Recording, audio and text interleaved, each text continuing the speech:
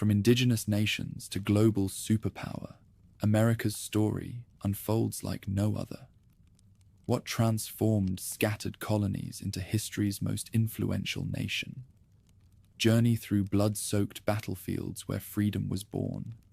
Witness slavery's brutal chains shatter in civil war, and stand in awe as immigrants build skyscrapers reaching for impossible dreams. Experience the crash of economic collapse, the triumph of world wars, and a nation's painful struggle to live up to its founding ideals. The American experiment, constantly tested, frequently wounded, yet stubbornly resilient, continues to evolve before our eyes. Discover how a radical idea of self-government became the force that shaped our modern world. Ice cracked like thunder as glaciers surrendered to a warming world. In the far reaches of Siberia, where mammoth herds roamed and hunters stitched furs by firelight, families set their eyes on a horizon they had never crossed. Before them lay Beringia, a frozen bridge of tundra and steppe, stretching toward a continent no human had yet named.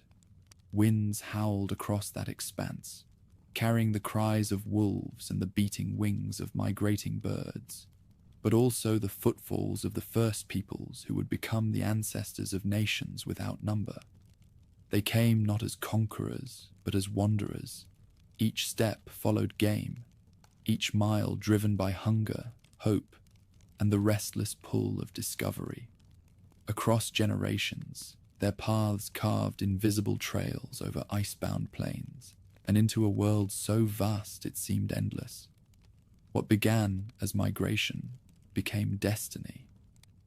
When the ice receded and seas swallowed Beringia, their descendants were already scattered deep across the hemisphere, their roots sunk too firmly to ever be severed. In these new lands, human ingenuity flowered with astonishing variety. Along the broad rivers of the Mississippi, communities raised earthworks that scraped the sky. At Cahokia, a city of mounds and plazas stretched wider than medieval London, its rulers gazing from wooden palisades upon fields that fed tens of thousands.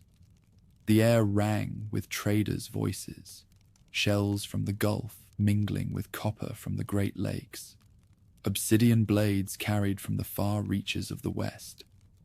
Here was no wilderness, but a metropolis of ceremony, commerce, and power. Far to the southwest, among cliffs painted red by the desert sun, another people built homes that clung to stone like swallow nests. The ancestral Puebloans cut chambers into canyon walls, their kivas sunk deep into earth for rites whose meanings whispered only to the initiated. Corn, beans, and squash thrived in terraced fields coaxed from unforgiving soil, while pottery bore designs as intricate as woven song. At Chaco Canyon, great houses rose in ordered alignment with the stars, proof that human hands could shape not only stone, but the heavens themselves into architecture. On the Atlantic seaboard, the Iroquois Confederacy bound together nations in a pact of law and kinship. Under the Great Tree of Peace, chiefs raised their voices in councils where war could be ended by words rather than spears. Wampum belts carried messages as enduring as parchment, their patterns encoding promises and treaties that outlasted generations. In a world where many still lived by the cycle of raid and reprisal, the Haudenosaunee forged unity through deliberation and balance, creating a league strong enough to resist storms both within and beyond their forests. The open grasslands of the central continent belonged to the horse long before the animal arrived.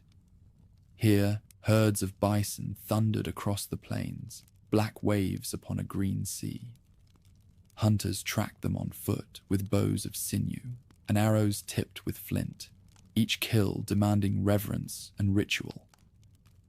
When horses, descended from creatures native to these same lands, yet reintroduced by Europeans, eventually galloped across the plains, they became not an intrusion, but a revelation. transforming ancient traditions into something new.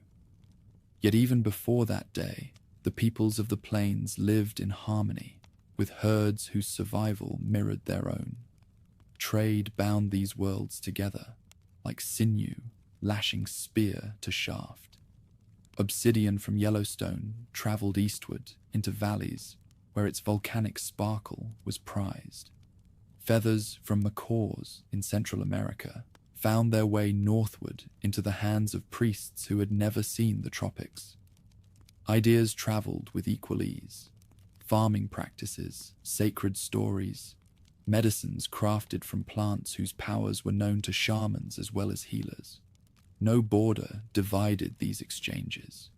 Rivers and paths carried them as naturally as blood courses through veins.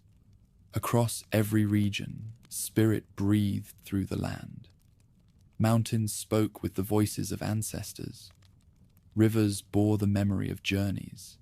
Animals carried wisdom that instructed human lives. There was no sharp division between natural and sacred, no line that separated daily labor from reverence. Planting corn meant honoring the Earth Mother. Setting a snare meant speaking to the spirit of the hare. Death itself was but a passage, a turning of the circle where the departed rejoined the world in forms both seen and unseen. Communities adapted with ingenuity to every environment. In the Arctic, where winters swallowed the sun, Inuit hunters carved shelters from snow and rode upon seas of ice in boats of sealskin. In California's valleys, acorns fell in such profusion that they became bred, ground, and leached until bitterness was gone. On the northwest coast, cedar yielded canoes large enough to master turbulent seas, and totem poles rose like frozen songs, each carving a genealogy that stretched from myth into memory. Each adaptation declared the same truth. This hemisphere was not empty, but full, and every corner echoed with human life. By the time European sails cut across the horizon, the population of the Americas numbered in the tens of millions. Vast networks of paths stretched across forests and plains, so worn that Spanish explorers mistook them for Roman roads. Agriculture had reshaped landscapes. Irrigation ditches glimmered in desert sunlight, while forest gardens mingled cultivation with wild growth in patterns so subtle, Europeans failed to see their human design. To the newcomers, this seemed a wilderness waiting for civilization. To those who lived there, it was already a tapestry, woven by centuries of hands. Yet even among flourishing nations, omens stirred. Droughts tested the resilience of Chaco's great houses, driving migrations that scattered clans across the Southwest. Warfare grew among the Mississippians as rival chiefs contested for dominance, their palisades bristling with defenders. In the Northeast, shifting alliances kept the balance of peace fragile, a league of nations always at risk of fracture. These strains revealed that no civilization is unchanging, and that the forces of time erode every stone, no matter how high it is raised. Still, nothing in these cycles prepared the continent for the arrival of ships carrying strangers across the sea. Those sails, white against the horizon, carried more than explorers. They bore a collision of worlds. With them came iron and gunpowder, horses and cattle, crosses and crowns. More terrible still, they carried invisible armies of disease, sweeping ahead of settlers like wildfire before the wind. Yet that meeting still lay in the future.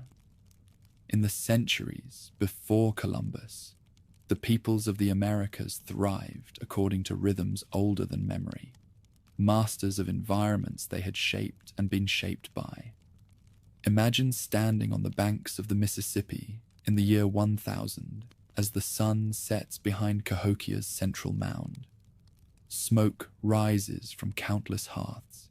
Traders call out their wares. Children chase each other through packed streets. The air carries the scent of maize, the murmur of prayers. the beat of drums echoing against the evening sky. This is no wilderness. It is civilization, alive with its own wisdoms, its own struggles, its own triumphs. And it is here, long before foreign sails break the horizon, that the story of America truly begins. Storms rolled across the Atlantic as fragile ships pressed forward, their sails taut with ambition and desperation. To those aboard, the ocean seemed endless, a wilderness of water where days stretched without landfall, and nights filled with stars that looked down with ancient indifference. Yet beyond the horizon lay rumors of treasure and lands beyond imagining. When Christopher Columbus anchored his small fleet in Caribbean waters in 1492, he believed he had reached Asia. In truth, he had stumbled upon a world that would change his own more profoundly than he could ever know. For the Spanish crown, the discovery was less accident than opportunity. Ferdinand and Isabella, triumphant from the Reconquista's victory over Granada, saw in these islands the beginning of a new campaign, one not against Moorish fortresses, but against distance itself. Within a generation, Spain planted footholds from Hispaniola to Cuba, their settlements springing up like outposts of another continent. From there, expeditions struck the mainland. Florida's coasts were claimed, its swamps swallowing more soldiers than battles, while further south, conquistadors carved empires from the ruins of the Aztec and Inca. To the north, however, Spanish dreams often outpaced their grasp. St. Augustine, founded in 1565, endured as the first lasting European town in what would one day be the United States. But its survival came more from sheer resilience than abundant prosperity. France entered the contest not with armies, but with riverboats and alliances.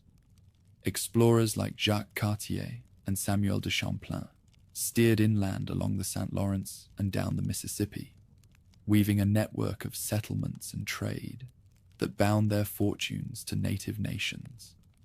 Furs became their currency, pelts from beaver and otter flowing into European markets where hats marked wealth and fashion. Unlike Spain's grand cities of stone and iron, the French presence spread like veins through waterways and forests, subtle but persistent, their survival tied to diplomacy as much as muskets. Along these rivers, Frenchmen married into local tribes, forging bonds of kinship that proved as enduring as their trading posts. Meanwhile, Dutch ambitions flashed briefly across the map. In 1624, they planted New Amsterdam on the island of Manhattan, a settlement born more of commerce than conquest. Dutch traders cared little for missionary work or imperial visions. What mattered was profit. Their merchants sailed between Africa, the Caribbean, and the New World's northern harbors, filling warehouses with sugar, tobacco, and furs. Though Dutch rule would last only a generation before English warships arrived, their legacy lingered in place names, tolerance of diverse peoples, and the bustling spirit of trade that would remain New York's heartbeat. Still, it was England's colonies that would grow from fragile beginnings into a force destined to break free and reshape the world. In 1607, Jamestown rose from the swamps of Virginia, its wooden palisades more fragile than the dreams of its investors. Hunger gnawed at the settlers, disease withered their numbers, and only the intervention of Powhatan's people spared the colony from collapse. Even then, survival often balanced on uneasy truces. The encounter between John Smith and Pocahontas, later softened into romantic legend, in truth revealed a collision of two worlds negotiating survival. Her eventual marriage to John Rolfe, who introduced tobacco cultivation, symbolized both fragile reconciliation and the deep entanglement that would follow. Tobacco soon became Virginia's lifeblood, its smoke drifting not only from pipes, but across oceans, as barrels filled London's docks with wealth drawn from exhausted soil and enslaved labour. Northward, another vision took root. In 1620, the Mayflower carried a different company, men and women who sought not gold, but freedom of conscience. Landing at Plymouth, they endured a winter so cruel that half perished. The survivors, aided by Wampanoag allies, established a community whose endurance carried significance far beyond its numbers. They spoke of covenants and divine purpose, binding themselves by agreements that echoed through future generations.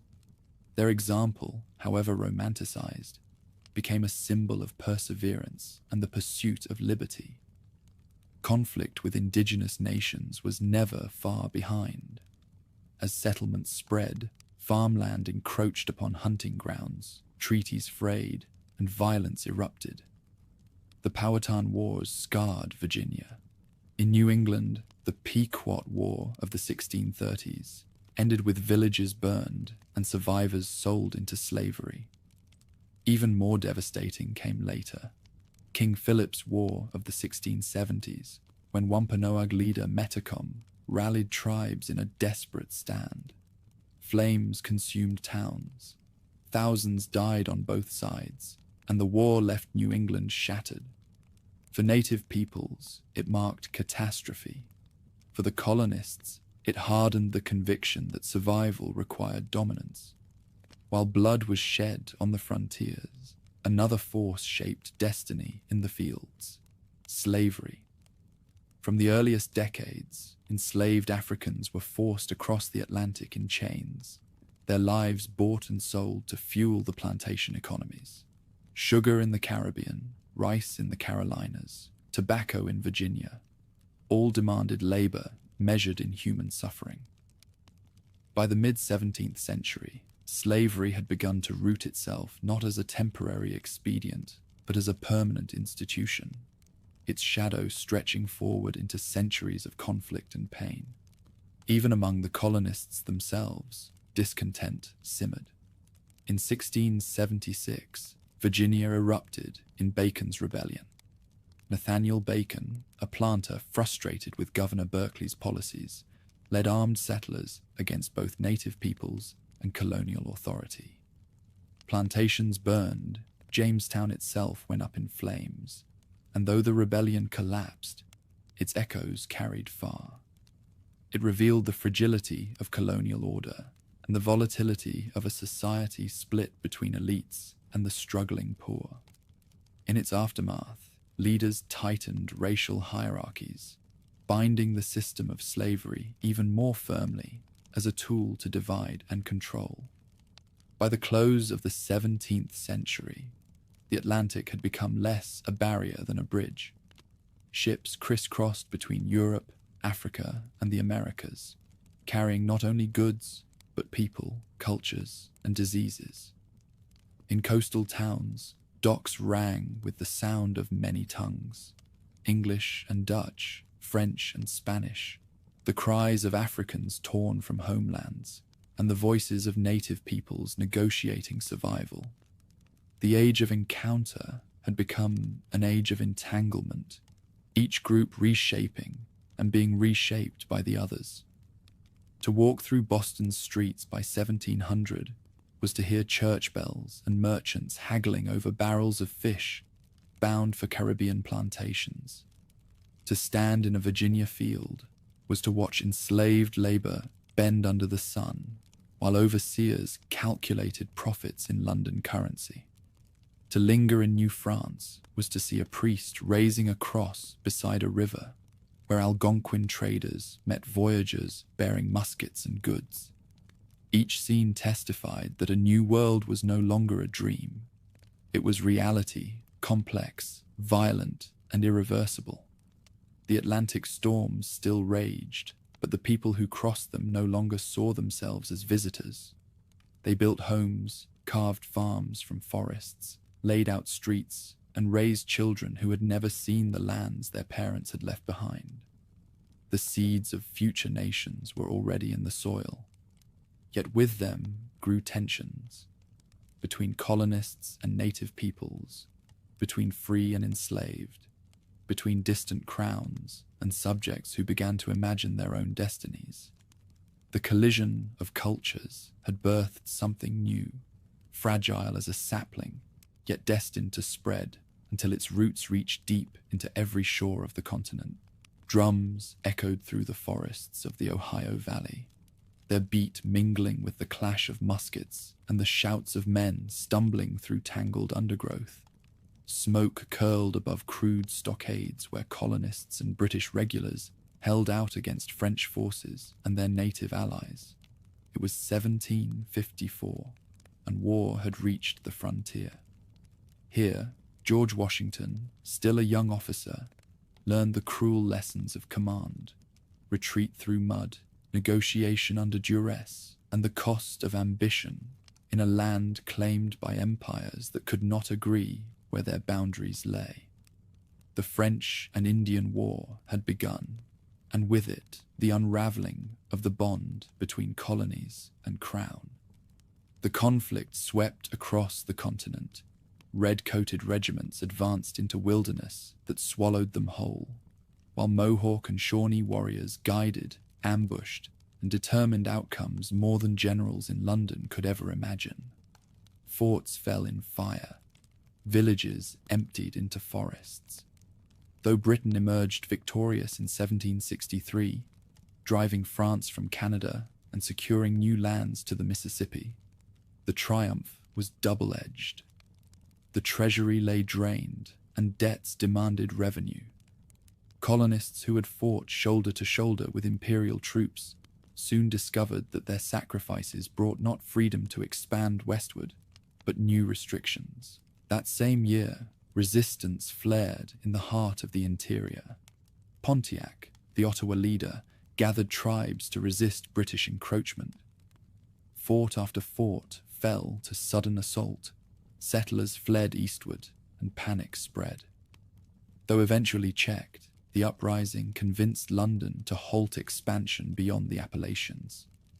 A royal proclamation declared the frontier closed, but men who had buried kin on contested soil seethed at the decree. The very land they had fought to secure was denied them, and resentment smoldered like embers waiting for dry tinder. Meanwhile, the colonies themselves had matured into a patchwork of distinct yet interconnected societies. In New England, Puritan strictness softened into bustling towns where shipyards clanged and fishmongers shouted by the wharves. In the middle colonies, wheat fields spread wide across valleys, feeding not only neighbors but markets across the Atlantic. Quakers in Pennsylvania preached peace, even as Scots-Irish settlers pressed into contested hills. In the south, plantation houses stood like miniature courts, their wealth built on enslaved African labor that harvested tobacco, indigo, and rice under the sun. From Maine's rocky coast to Georgia's marshes, the settlements had become something more than fragile outposts. They were provinces with economies, cultures, and ambitions of their own. Even so, they were far from united. Religious quarrels divided communities, and dissenters often carved new towns to escape the authority of their neighbors. Still, bonds began to form in unexpected ways. The Great Awakening thundered through towns and hamlets alike in the 1730s and 1740s. Itinerant preachers drew thousands into fields, their voices shaking crowds with visions of damnation and salvation. George Whitefield's booming sermons echoed from seaports to villages, his words reaching rich and poor, enslaved and free. These gatherings did more than stir souls. They reminded listeners across distant colonies that they shared a common experience, a spiritual awakening that ignored borders. At the same time, ideas whispered across the Atlantic in the pages of books and pamphlets. Locke's arguments about natural rights, Montesquieu's calls for balanced government, Voltaire's sharp satire, all found eager readers. Benjamin Franklin, once a runaway apprentice, rose to prominence by publishing essays, inventing contraptions, and experimenting with lightning. His success embodied possibility, that in these provinces talent could lift a man higher than pedigree. To many, Franklin symbolized both the promise of colonial life and the growing realization that they were not mere extensions of Europe, but societies capable of standing on their own intellectual and political feet. Prosperity and ideas met the hard edge of imperial control in 1765 with the Stamp Act. Suddenly, every printed sheet, newspapers, contracts, even playing cards, carried a tax stamped in the king's name. Outrage erupted. Merchants closed shops in protest. Lawyers thundered in assemblies, and mobs filled streets with cries of liberty. Effigies of royal officials hung from trees. Stamped papers were consigned to flames. Across the seaboard, colonists began to realize that opposition was not isolated but widespread, and resistance carried power when shared. British troops soon became a familiar sight in port cities, their red coats glaring reminders of authority. Far from calming unrest, their presence provoked confrontation. In March 1770, tension boiled over in Boston when snowballs and taunts gave way to musket fire. 5 men fell to the cobblestones, their blood staining the street as townspeople shouted of massacre. Pamphlets carried the news far beyond Massachusetts, transforming a local tragedy into a symbol of oppression. Resentment did not abate. In 1773, when Parliament insisted on taxing imported tea, colonists staged defiance by night. Disguised as Mohawk warriors, they boarded ships in Boston Harbor and hurled chests into the water. Salt spray mingled with the scent of steeping leaves as the cargo floated, then sank. What might have been dismissed as vandalism carried instead the weight of rebellion. London's response was swift and severe. The coercive acts, known to the colonists as intolerable, closed ports and curtailed assemblies, convincing many that their liberties hung by a thread. As crisis deepened, voices rose in unity. In 1774, delegates from across the provinces gathered in Philadelphia. Farmers, merchants, and lawyers sat side by side, their accents betraying origins from New England, the Chesapeake, and the backcountry, yet their purpose was shared. They drafted petitions, debated rights, and resolved to resist encroachments on their freedoms. Though loyalty to the king remained, the gathering marked a step no one could ignore. The colonies had spoken together as one body for the first time. Beyond the halls of Congress, ordinary lives carried on.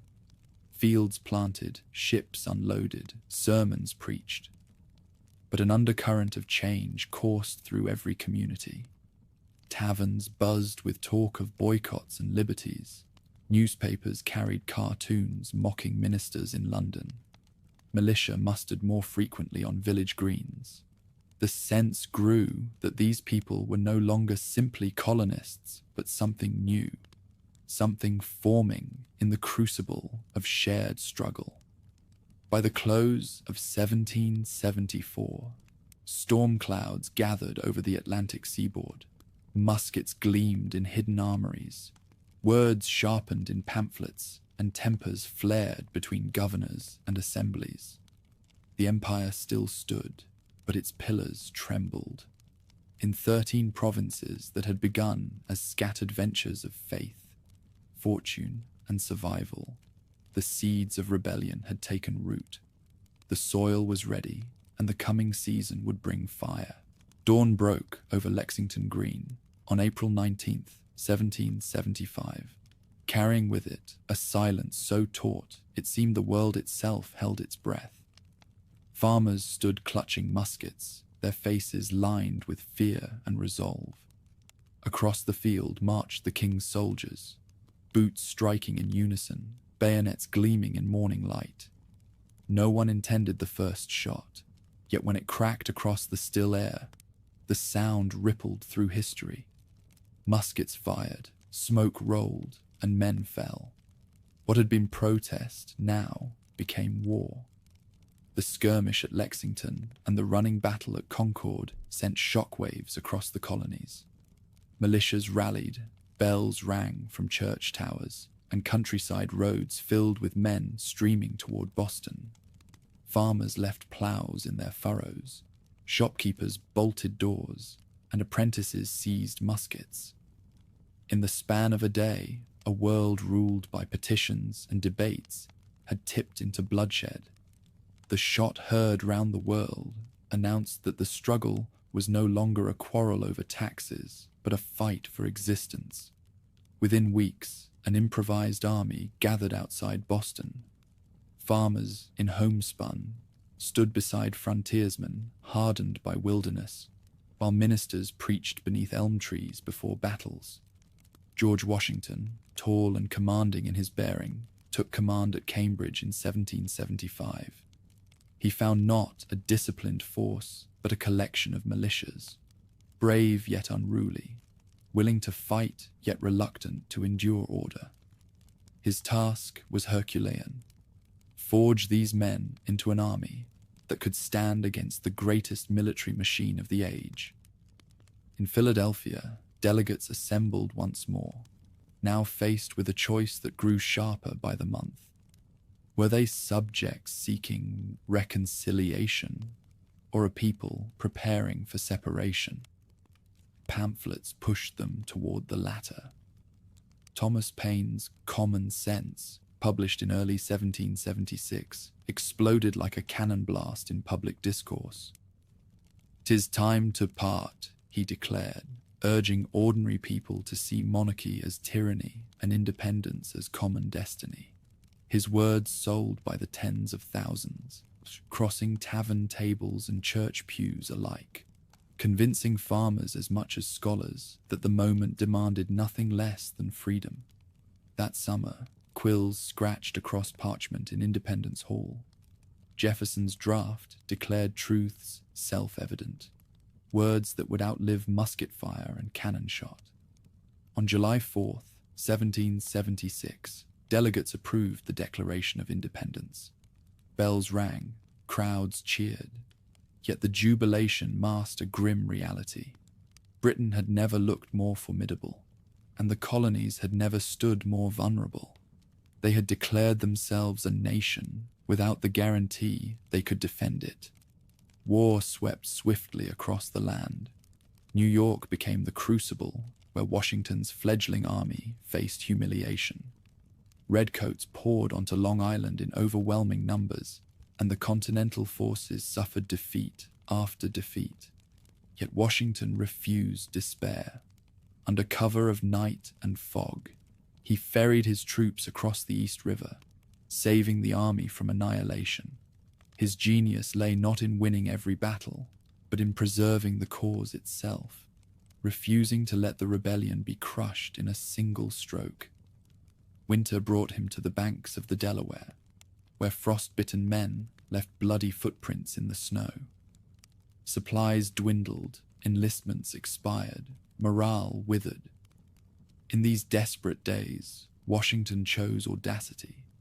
On Christmas night, 1776, he led his men across the icy river, surprising Hessian troops at Trenton.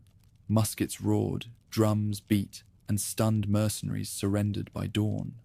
The victory, modest in scale, resounded in spirit, reviving hope when the cause seemed doomed. Princeton followed weeks later, and the legend of Washington's resolve began to take shape. The struggle unfolded not only in pitched battles, but in homes and hearts. Wives managed farms, spun cloth, and carried water to soldiers. Enslaved men weighed the promises of liberty offered by both sides, freedom for service in British ranks, or the faint hope of emancipation if the new nation embraced its ideals. Native nations faced choices no less agonizing: ally with the crown to halt colonial expansion, or risk everything by siding with neighbors who hungered for land. Revolution touched every household, whether with sacrifice, opportunity, or loss. By 1777, fortune shifted at Saratoga. In New York's forests, American forces surrounded and compelled General Burgoyne's surrender, capturing thousands of troops. The victory resounded far beyond the colonies. In Paris, diplomats seized their chance. Franklin, with his wit and charm, convinced the French court that the rebellion was no lost cause. In 1778, France entered the war, bringing fleets, money, and soldiers. The conflict had transformed from a colonial uprising into a global struggle, stretching from the Caribbean to India, where Britain now faced rivals on every sea. Even so, triumph abroad did not end hardship at home. At Valley Forge, in the bitter winter of 1777 to 1778, Washington's camp endured suffering that tested the very meaning of endurance. Men wrapped rags around bare feet, ate meager rations, and buried comrades in frozen earth. Despair threatened to hollow the army. But through the snow came discipline. Baron von Steuben, a Prussian officer with a keen eye and blunt tongue, drilled ragged companies until they moved like soldiers. Out of hunger and cold emerged a hardened force, ready to stand toe-to-toe with redcoats on open fields. The war dragged into the South, where fighting grew brutal. Guerrilla leaders like Francis Marion, the Swamp Fox, harried British patrols in Carolina swamps, striking swiftly before vanishing into reeds. Plantations burned, neighbors turned upon neighbors, and the war became as much civil strife as international conflict. Charleston fell, but at Kings Mountain and Cowpens, rebel forces scored victories that swung momentum back toward the cause.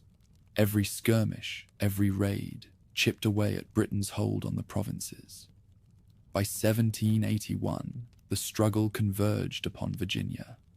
Cornwallis entrenched his army at Yorktown, unaware that a trap closed around him.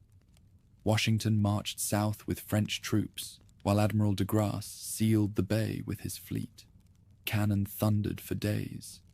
Earthworks shattered, and redoubt after redoubt fell under relentless assault. Surrounded and outgunned, Cornwallis surrendered his army. The news raced across the continent, victory at last. 2 years later, the Treaty of Paris confirmed what had been won on the battlefield. Britain recognized the independence of the United States, ceding territory from the Atlantic to the Mississippi. The rebellion had become revolution, and revolution had birthed a nation. Yet beneath the celebrations lay unease. The new republic stood fragile, its unity uncertain, its government untested, its ideals lofty but unproven. On the fields where farmers once stood against bayonets, silence returned. The smoke of war lifted, leaving graves, widows, and veterans carrying scars. But from those sacrifices emerged something extraordinary. 13 former colonies, now united as a nation. Their story was unfinished, their survival far from assured. Still, the impossible had been achieved. They had defied the greatest empire of their age, and declared themselves authors of their own destiny. The guns fell silent in 1783, but victory left more questions than answers.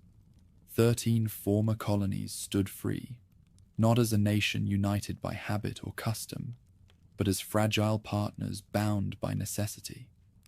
The Articles of Confederation gave them a framework so weak it barely held them together. No power to tax, no ability to enforce laws across state lines, no central authority to bind disputes. Each state guarded its independence like treasure, suspicious of any neighbor who might grow too strong. For all the triumph of Yorktown, peace revealed how uncertain the experiment truly was. In Philadelphia, taverns, merchants grumbled that debts went unpaid because Congress could not raise funds. Farmers in western Massachusetts rose in Shays' Rebellion, their anger fueled by taxes and foreclosures. Courthouses closed under the pressure of armed protesters, and frightened leaders feared the chaos might spiral into anarchy. Watching from Mount Vernon, George Washington wrote with dismay, wondering whether the hard-won liberty was dissolving into disorder before it had taken root. Many who had resisted royal power now realized a different truth. Liberty without stability could destroy itself.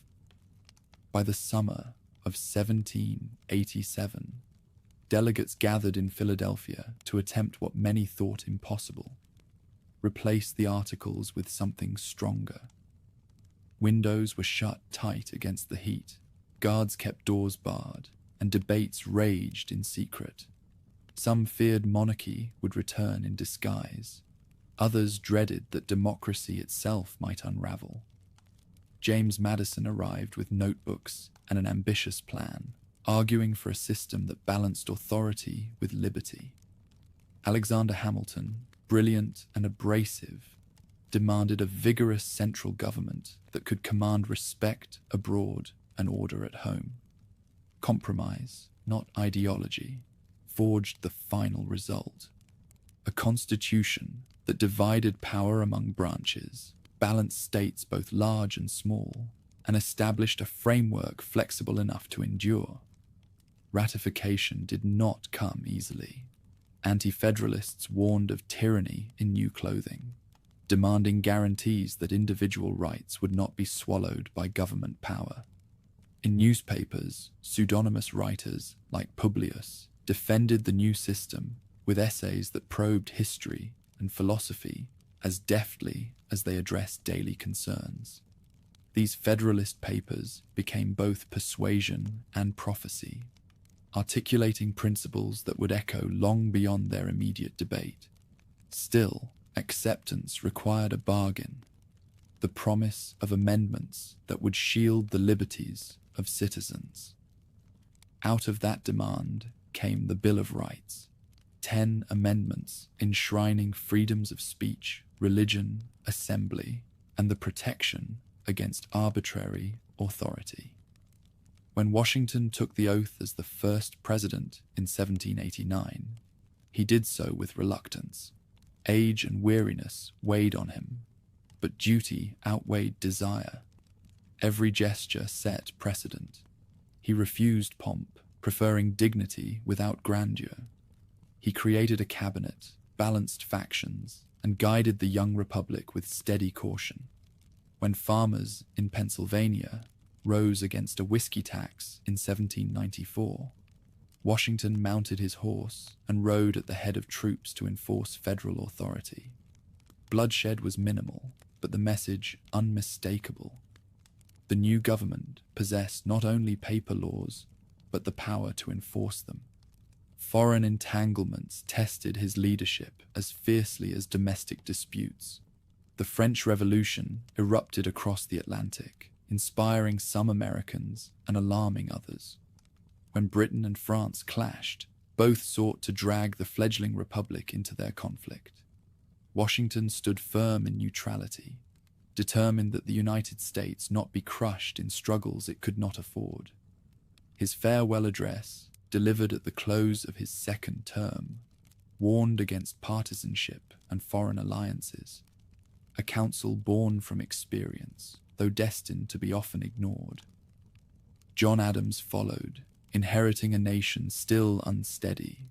Brilliant, stubborn, and often prickly, he confronted challenges that would have undone a lesser man. Relations with France collapsed into a quasi-war at sea, where American ships battled French privateers. At home, fear of subversion led to the Alien and Sedition Acts, laws that stretched federal power and muzzled dissent. Critics cried tyranny, pamphlets denounced the administration, and political divisions deepened. For the first time, partisanship split the Republic into camps. Federalists on one side, Democratic Republicans on the other. The election of 1800 proved as momentous as any battlefield victory. Bitter rivals Adams and Jefferson contested the presidency, their supporters flinging accusations of monarchy and radicalism. The vote ended in deadlock, decided only after tense maneuvering in Congress. Jefferson's eventual triumph marked not merely a transfer of power, but a revelation. Authority could pass peacefully between factions, not through swords, but through ballots. This revolution of 1800 ensured that the Republic would endure not only through war, but through political contest. By the turn of the century, the United States had survived its first great test. From rebellion had come governance. From fragile alliance had come enduring structure. Its constitution was unproven but alive. Its leaders imperfect but resolute.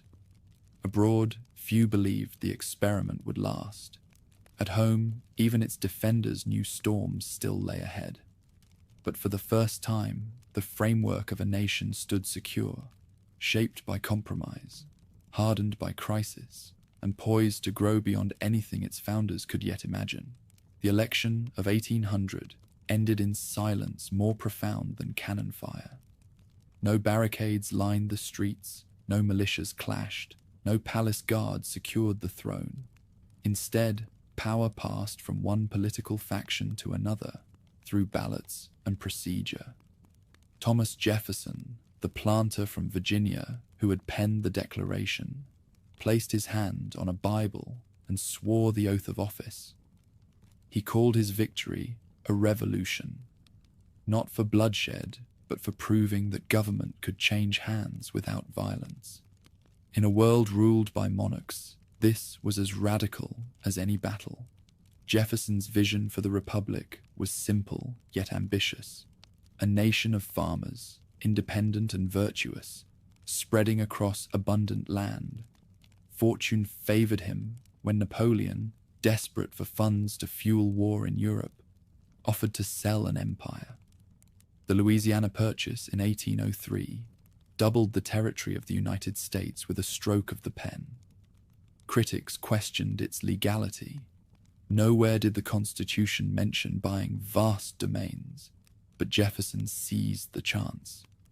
For $15 million, the young republic acquired a frontier that stretched from the Mississippi to the Rockies, a canvas for generations to come. Exploration followed swiftly. Meriwether Lewis and William Clark led an expedition westward, their journals filled with accounts of rivers broad as seas, prairies alive with bison, and peaks that split the sky. They recorded plants unknown to science, mapped courses for future travelers, and built fragile relationships with tribes whose lives the expansion would soon overwhelm. Sacagawea, a Shoshone woman traveling with her infant, guided and translated, ensuring survival where ignorance might have meant death. Their journey captured the imagination of a people convinced that destiny lay not on the coast, but in the vast interior. Not all dreams followed such peaceful routes. In 1804, rivalry between two former comrades turned to fatal encounter. Aaron Burr and Alexander Hamilton met at dawn along the Hudson. Pistols raised, shots fired, and Hamilton, architect of the nation's finances and Washington's trusted aide, fell mortally wounded. The duel shocked the Republic, proof that personal ambition and bitterness could still erupt in violence even among its highest leaders. Burr's political career disintegrated, while Hamilton's death left a void in the Federalist vision of strong central authority. The new century soon tested the nation in war once more. British warships prowled the seas, seizing American sailors, while in the interior, native confederacies resisted encroachment. Jefferson's successor, James Madison, sought to defend national honor. In 1812, Congress declared war on the empire the colonies had once defied. The conflict staggered across frontiers and coastlines. Washington, D.C. itself went up in flames in 1814 as British troops torched the Capitol and White House. Yet at Baltimore, defenders held firm as rockets burst over Fort McHenry, inspiring a lawyer named Francis Scott Key to pen lines that would endure as anthem. In the Western theater, the struggle carried a different face. Tecumseh, the Shawnee leader, envisioned a confederacy that might halt the relentless tide of settlement. Charismatic, eloquent, and unyielding, he traveled from the Great Lakes to the Gulf, urging unity among tribes long divided. His brother, the Prophet, preached spiritual renewal alongside political resistance.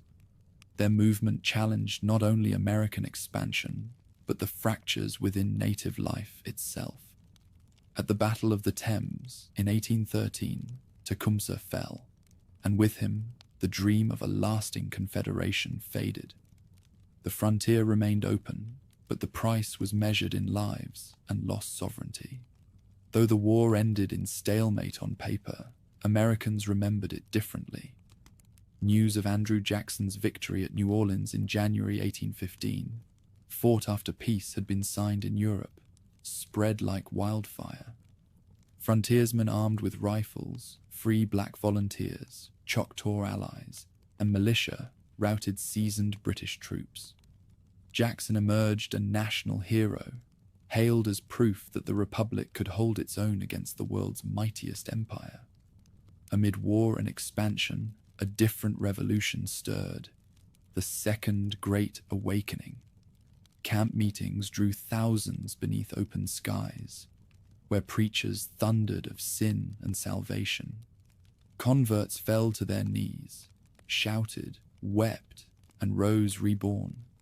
The revival cut across lines of class and gender, offering not only spiritual renewal, but moral purpose.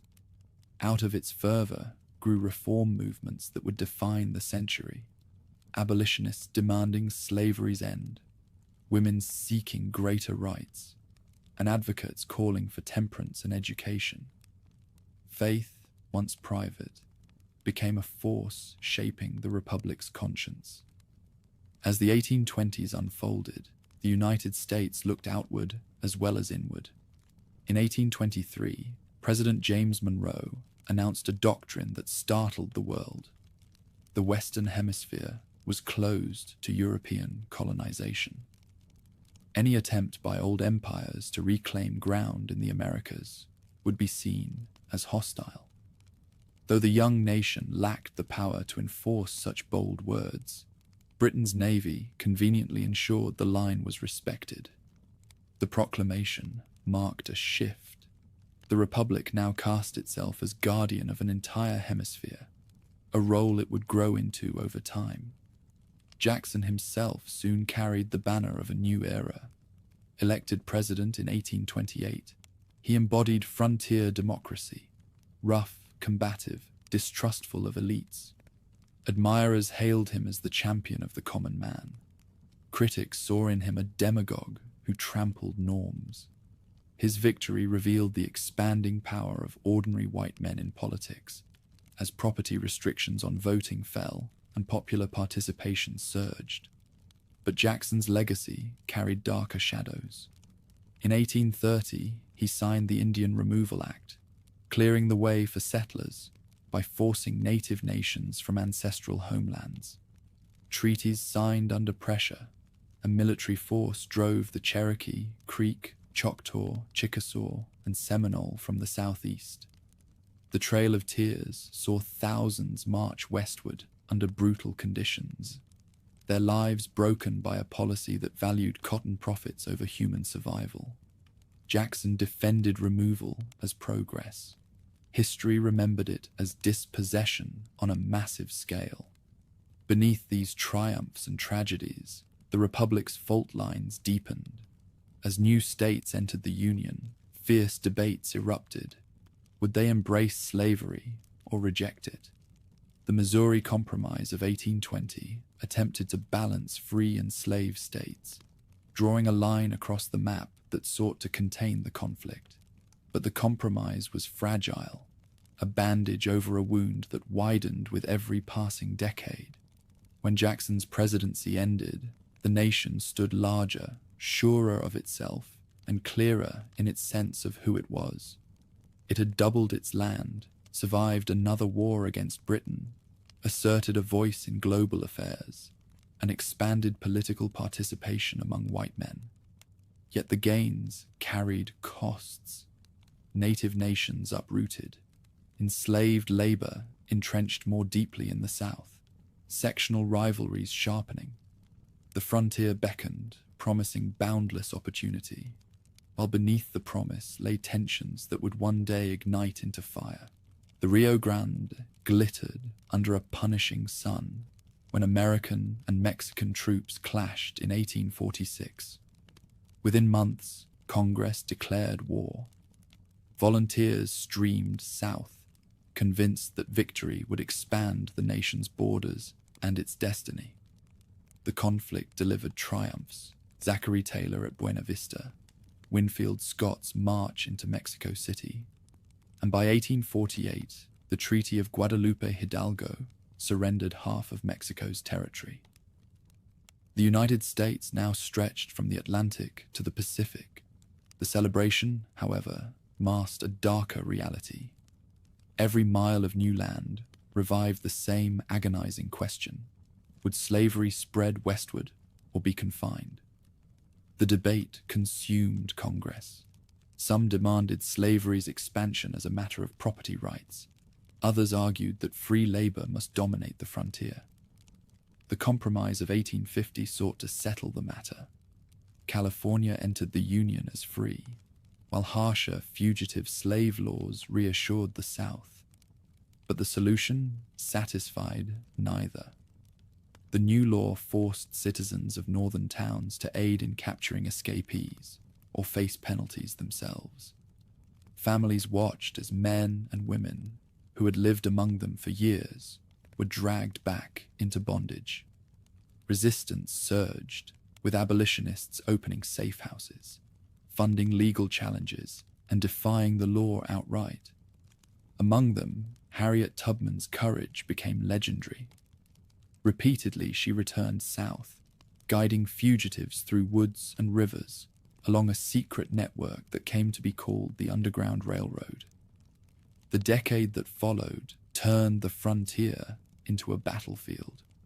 In 1854, the Kansas-Nebraska Act overturned previous limits by declaring that settlers themselves would decide slavery's fate. Pro-slavery settlers crossed from Missouri with rifles in hand. Free soilers armed themselves in reply. Elections were corrupted by fraud and intimidation. In towns like Lawrence, presses were destroyed, homes torched, and streets ran with blood. Guerrilla bands clashed across prairies in a cycle of raid and reprisal that earned the territory its grim name, Bleeding Kansas.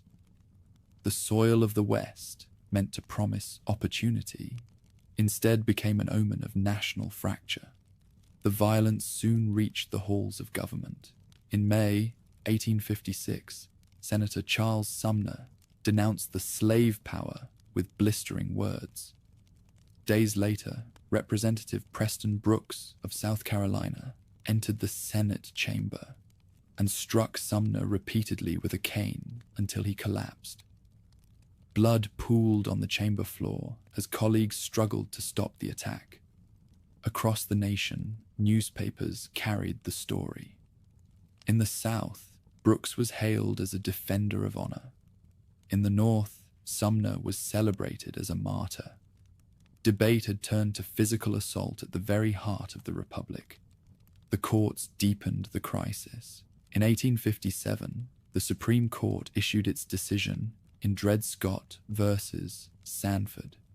Scott, enslaved yet long resident in free territory, had sued for his freedom. The court declared that no black person, free or enslaved, could claim citizenship, and that Congress lacked power to restrict slavery in the territories. Chief Justice Roger Taney's opinion struck like thunder. Decades of compromises were swept aside. Southern leaders rejoiced in vindication. Northern outrage blazed. For abolitionists, the ruling confirmed their darkest suspicion, that law itself had become servant to slavery. As the nation convulsed, voices rose in defiance.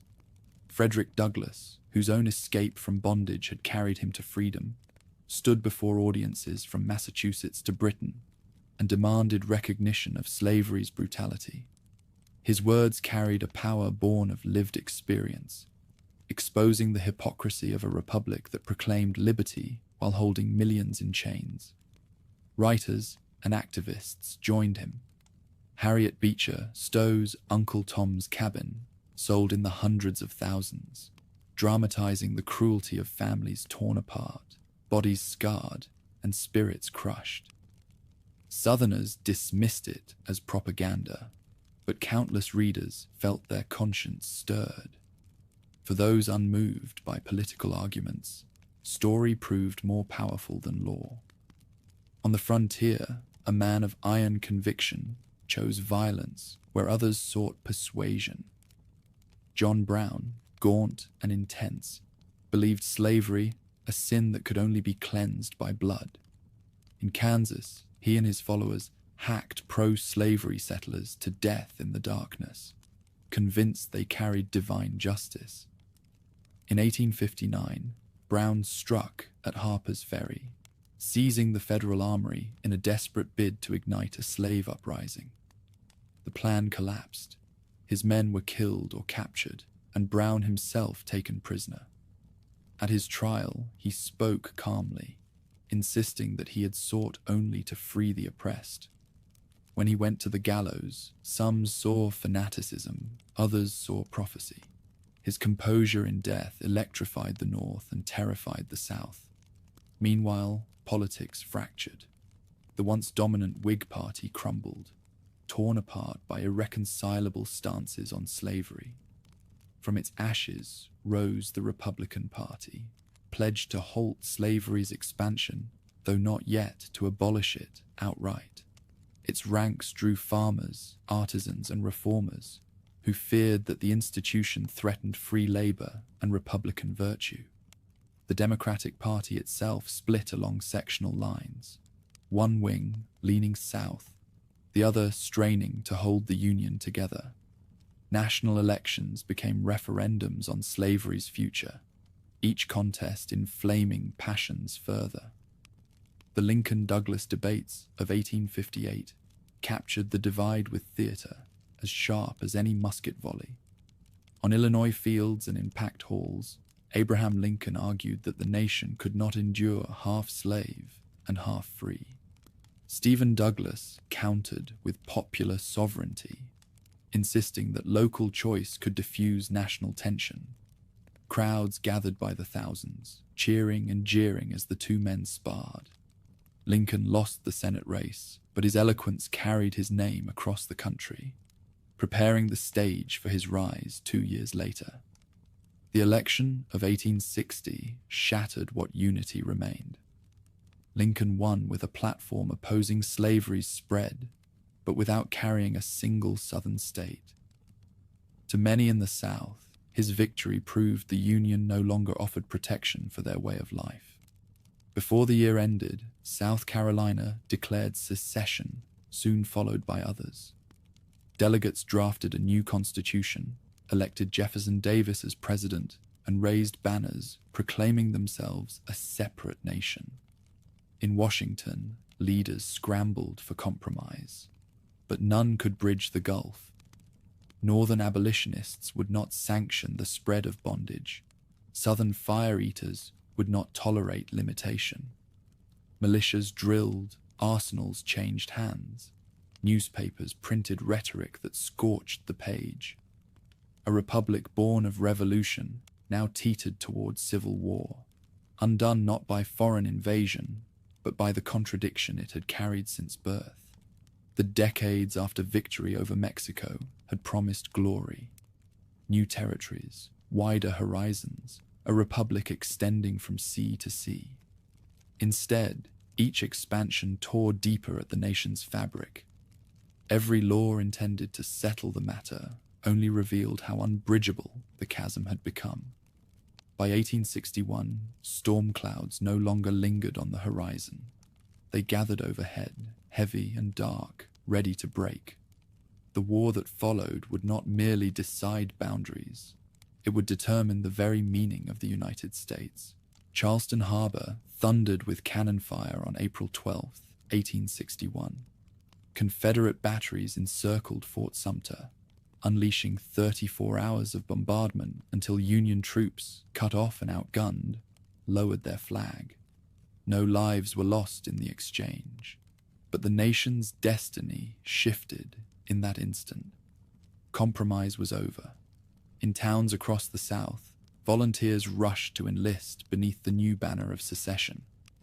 In the North, church bells tolled, speeches rang out, and thousands took up arms to defend the Union. A quarrel of words had become a war of survival. At first, both sides imagined a short contest. That illusion dissolved at Bull Run in July 1861. Families rode from Washington with picnic baskets to watch the spectacle, certain the rebellion would collapse after one decisive clash. Instead, panic swept the Union lines when Confederate troops counterattacked, and soldiers fled in chaos alongside terrified spectators. Bull Run revealed the scale of the struggle. It would not be quick, and it would not be bloodless. Armies swelled as months passed. Young men in blue and grey drilled in camps that stretched for miles, while blacksmiths hammered iron into cannon and factories turned out rifles by the thousands. Lincoln, learning the burden of command, sought generals equal to the task. He cycled through cautious leaders until Ulysses S. Grant emerged in the West, relentless in pursuit of victory. Across the South, Robert E. Lee took command of Confederate forces, his daring maneuvers earning devotion from soldiers who endured hunger and hardship. Battles scarred the landscape. At Shiloh in Tennessee, musket volleys echoed through woods and ravines, leaving more than 20,000 dead or wounded in 2 days. The shock rippled through the nation. Many realized for the first time that war meant slaughter on a scale unseen before. At Antietam in September 1862, the fighting raged from dawn until dusk in cornfields and along a sunken road that became known as Bloody Lane.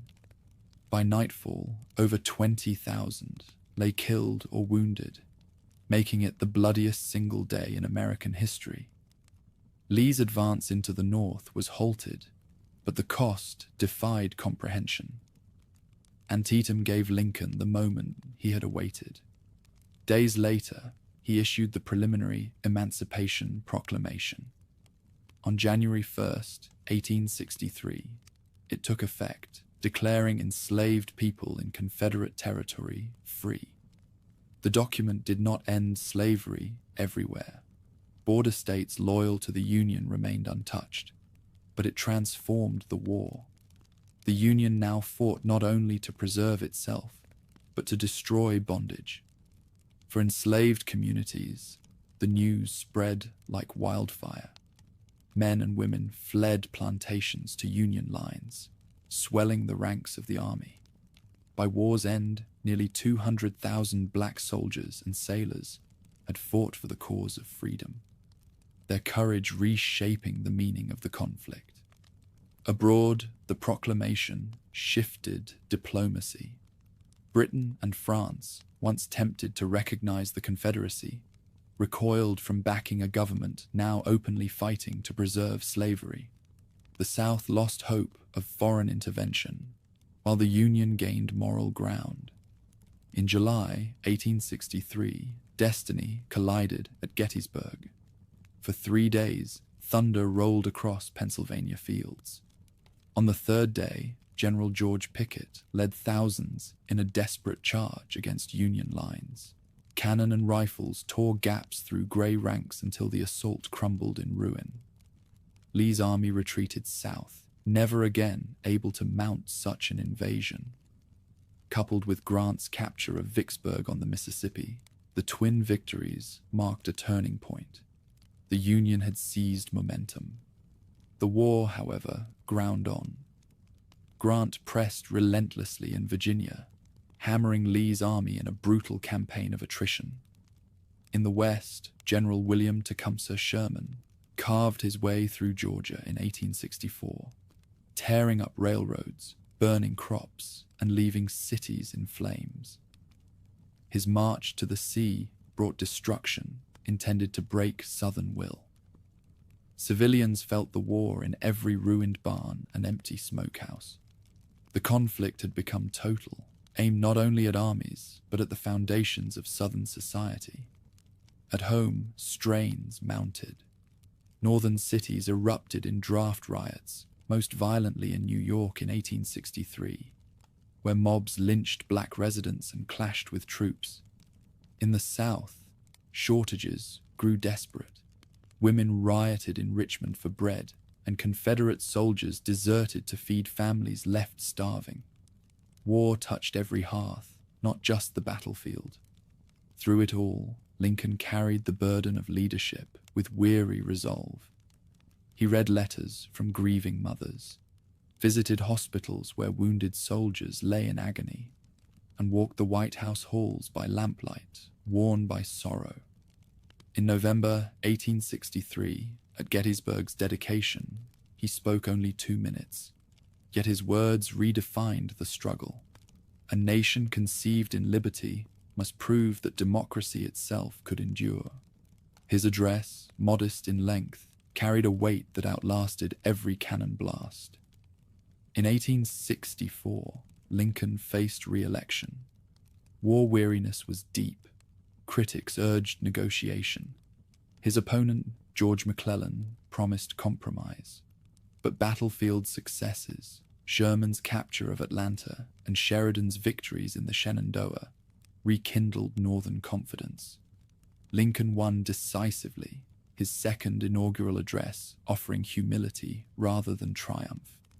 He spoke of shared guilt, of divine judgment, and of the hope that the nation might heal with malice toward none, with charity for all. By spring 1865, the Confederacy was spent. Richmond fell in flames, and Lee, his army starving, surrendered to Grant at Appomattox Courthouse on April 9th. Grant's terms were generous. Arms surrendered, but soldiers allowed to return home with their horses. The war ended not in vengeance, but in exhaustion and dignity. Soldiers embraced former foes, knowing the carnage had gone far enough. 5 days later, tragedy struck. At Ford's Theater, John Wilkes Booth slipped into the presidential box and fired a pistol shot that ended Lincoln's life. The nation plunged from jubilation into mourning. Crowds lined railway tracks as his funeral train wound through cities draped in black. A people who had doubted his every step now wept for the leader who had carried them through trial to triumph. The Civil War claimed over 600,000 lives, a toll that dwarfed all previous conflicts combined. Fields once fertile were scarred with graves. Towns once bustling lay in ruins. But from that devastation emerged a union preserved and slavery destroyed. The nation that staggered out of the war was transformed. Its future remained uncertain. Reconstruction, reconciliation, and racial justice all lay ahead. But one truth stood clear. The Republic had endured its greatest test, and in surviving, it had been reborn. Sunlight poured across courthouse steps in the Deep South, as lines of black men, some still wearing the scars of chains, waited to cast their first ballots. Federal soldiers stood watch as they dropped slips of paper into boxes once reserved for planters alone. The moment carried triumph, but also peril. Every vote defied centuries of bondage, and every ballot was a challenge to those determined to restore white supremacy. The Union victory had ended slavery, but freedom alone left millions vulnerable. Families newly emancipated sought to reunite with children sold away, wives torn from husbands. Some walked for days along dusty roads, following rumors of kin. Others built schools in church basements, convinced that letters on a page could anchor their liberty more firmly than chains ever had. Freedmen's Bureau agents tried to guide the transition, drawing contracts, distributing rations, establishing classrooms, but they faced hostility at every turn. For many white Southerners, defeat had ended the war, but not their conviction that black men and women must remain subordinate. In Washington, the question of rebuilding became a battle between visions. President Andrew Johnson urged leniency, eager to restore states quickly, with little change beyond formal abolition. Radical Republicans in Congress demanded more: protection for freed people, punishment for former Confederates, and a reconstructed South founded on equality. Their clash reshaped government itself. Congress overrode presidential vetoes, asserting that the nation must be remade, not merely patched together. Reconstruction governments took shape under military protection. Conventions drafted new constitutions, expanding rights and building systems of public education for the first time. Black legislators entered state houses, and in 1870, Hiram Revels of Mississippi took a Senate seat once held by Jefferson Davis, symbolizing how radically the world had turned.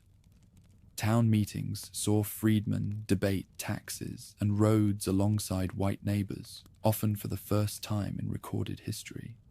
But the backlash came swift and brutal. Secret societies like the Ku Klux Klan rode by night, their hoods concealing faces, their torches lighting terror. Teachers were whipped, churches burned, voters threatened. Violence became the language of resistance, designed to undo what ballots had achieved. Northern resolve faltered. As years passed, enthusiasm waned, scandals distracted attention, and fatigue dimmed the will to enforce rights by bayonet. By 1877, a contested presidential election pushed the matter to breaking point. Rutherford B. Hayes secured the White House in exchange for withdrawing federal troops from the South. With bayonets gone, Reconstruction collapsed. State legislatures, once integrated, fell back into white control. Jim Crow laws soon segregated public life, while poll taxes and literacy tests stripped away the vote once promised by the 15th Amendment.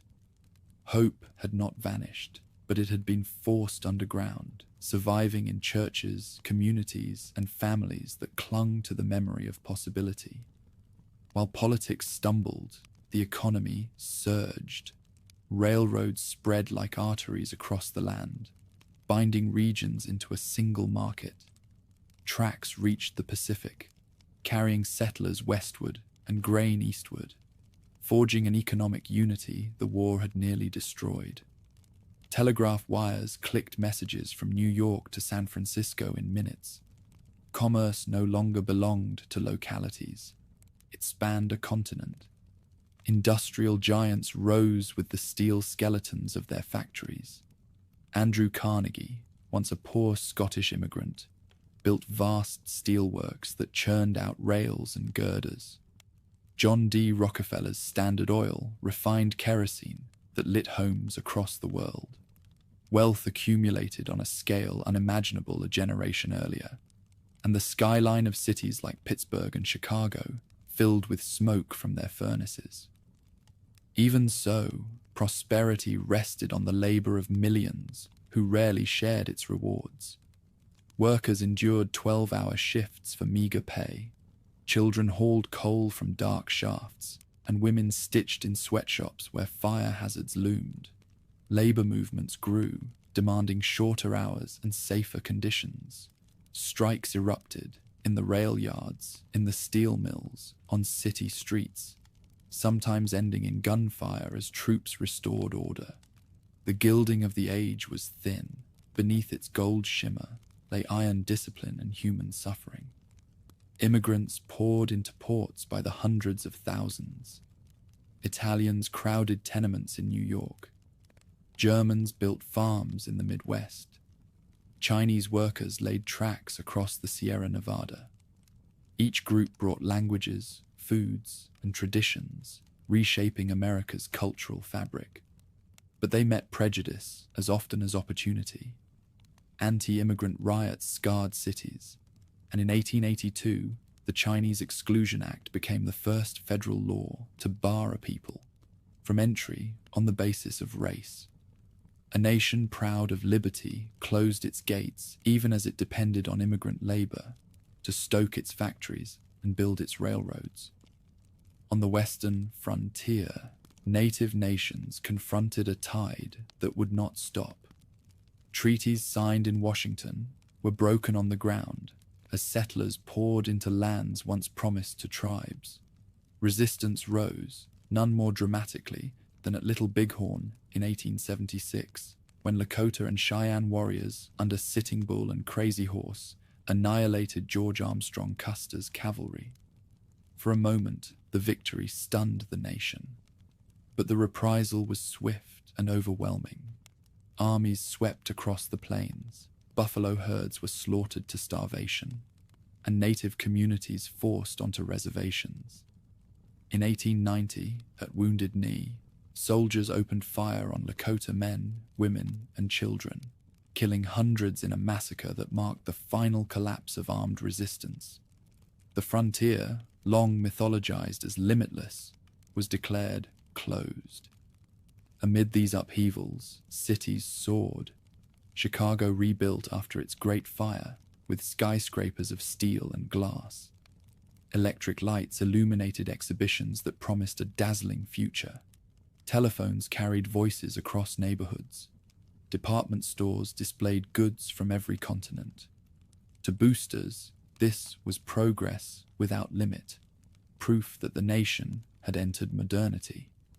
To critics like Mark Twain, it was the Gilded Age, brilliant on the surface, corrupt and unequal beneath.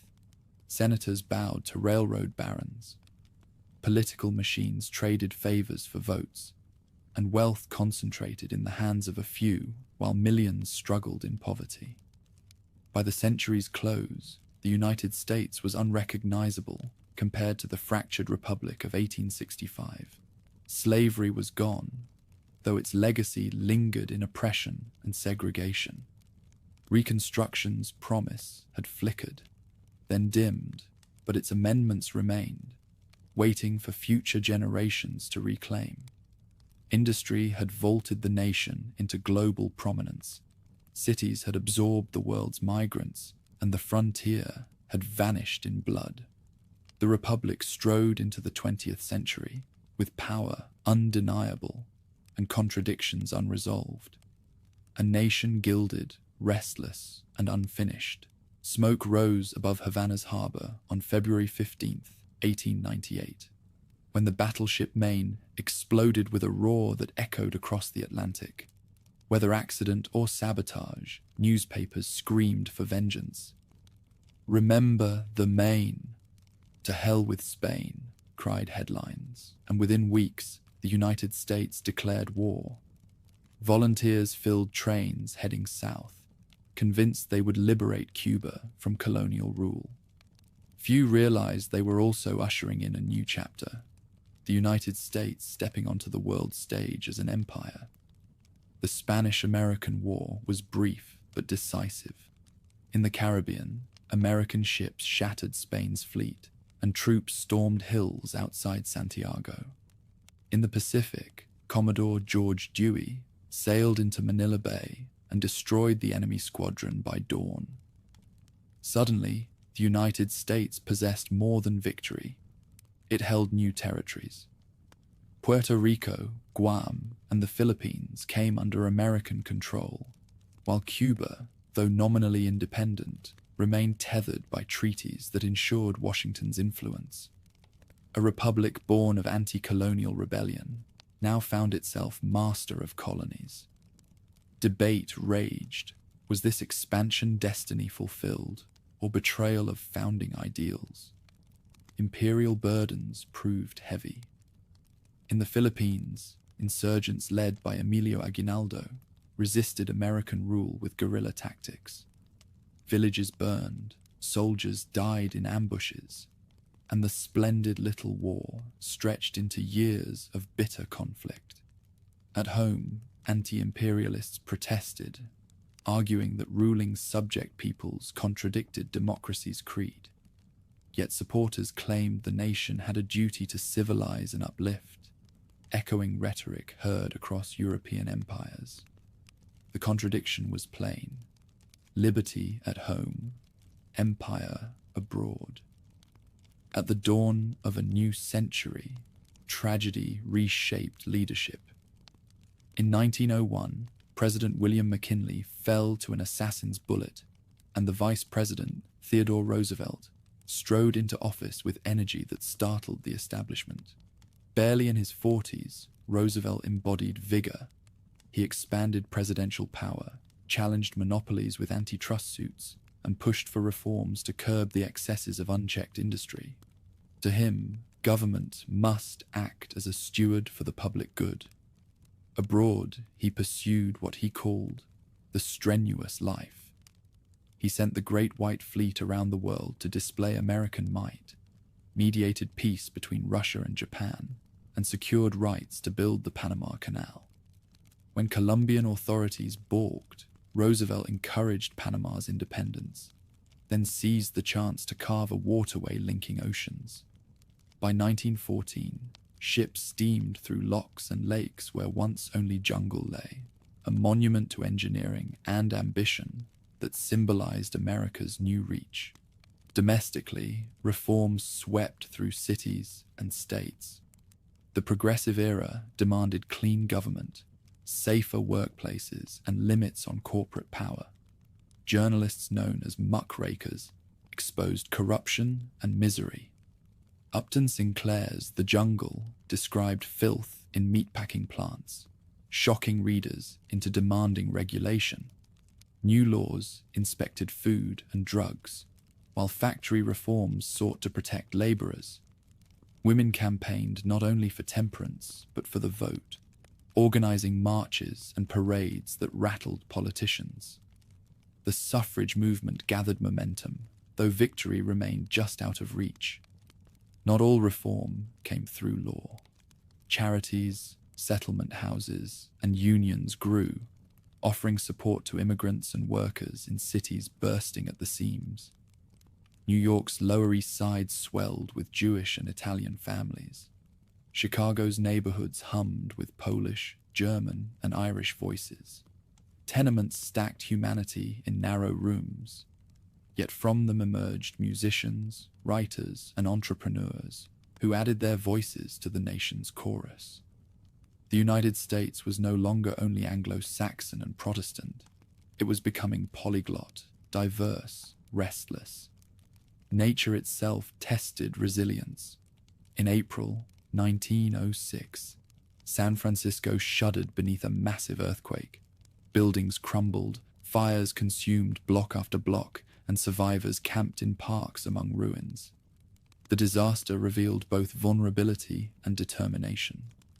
Within years, the city rose again, a testament to the energy of a people convinced that no setback, natural or man-made, could halt their advance. The early 20th century also saw the labor struggle intensify. Miners struck in Colorado. Garment workers in New York marched for shorter hours and better pay. Tragedy struck in 1911 at the Triangle Shirtwaist Factory, when flames trapped young women behind locked doors.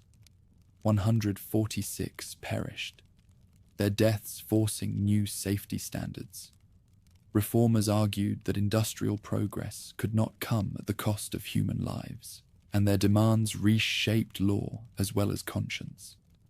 Meanwhile, farmers and small-town citizens confronted changes that left them uneasy. The populist movement had already risen in the 1890s, railing against railroads, banks, and elites. Though the Populist Party faded, its concerns bled into progressive reforms, calls for fair taxation, direct election of senators, and greater accountability. Democracy itself stretched to accommodate the cries of those who felt excluded from the new industrial order. In culture, confidence flourished. Skyscrapers climbed into the sky. Henry Ford's assembly lines produced automobiles by the thousands. And the Wright brothers lifted off at Kitty Hawk in 1903, proving human flight possible. In sports, baseball became the national pastime, while boxing champions drew crowds as large as any political rally. America was not only producing goods, it was exporting culture. By the second decade of the century, attention shifted abroad once more. In 1914, Europe plunged into war, its empires colliding in slaughter on the fields of France. At first, the United States stood apart, President Woodrow Wilson urging neutrality. But German submarines prowled the seas, sinking ships and killing American passengers. Telegrams revealed plots with Mexico, and by 1917, neutrality could no longer be sustained. Congress declared war, and American troops boarded ships for Europe.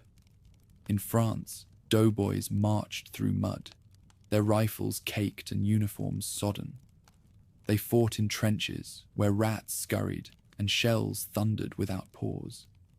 At Belleau Wood, Marines earned a fierce reputation, driving back seasoned German troops at staggering cost.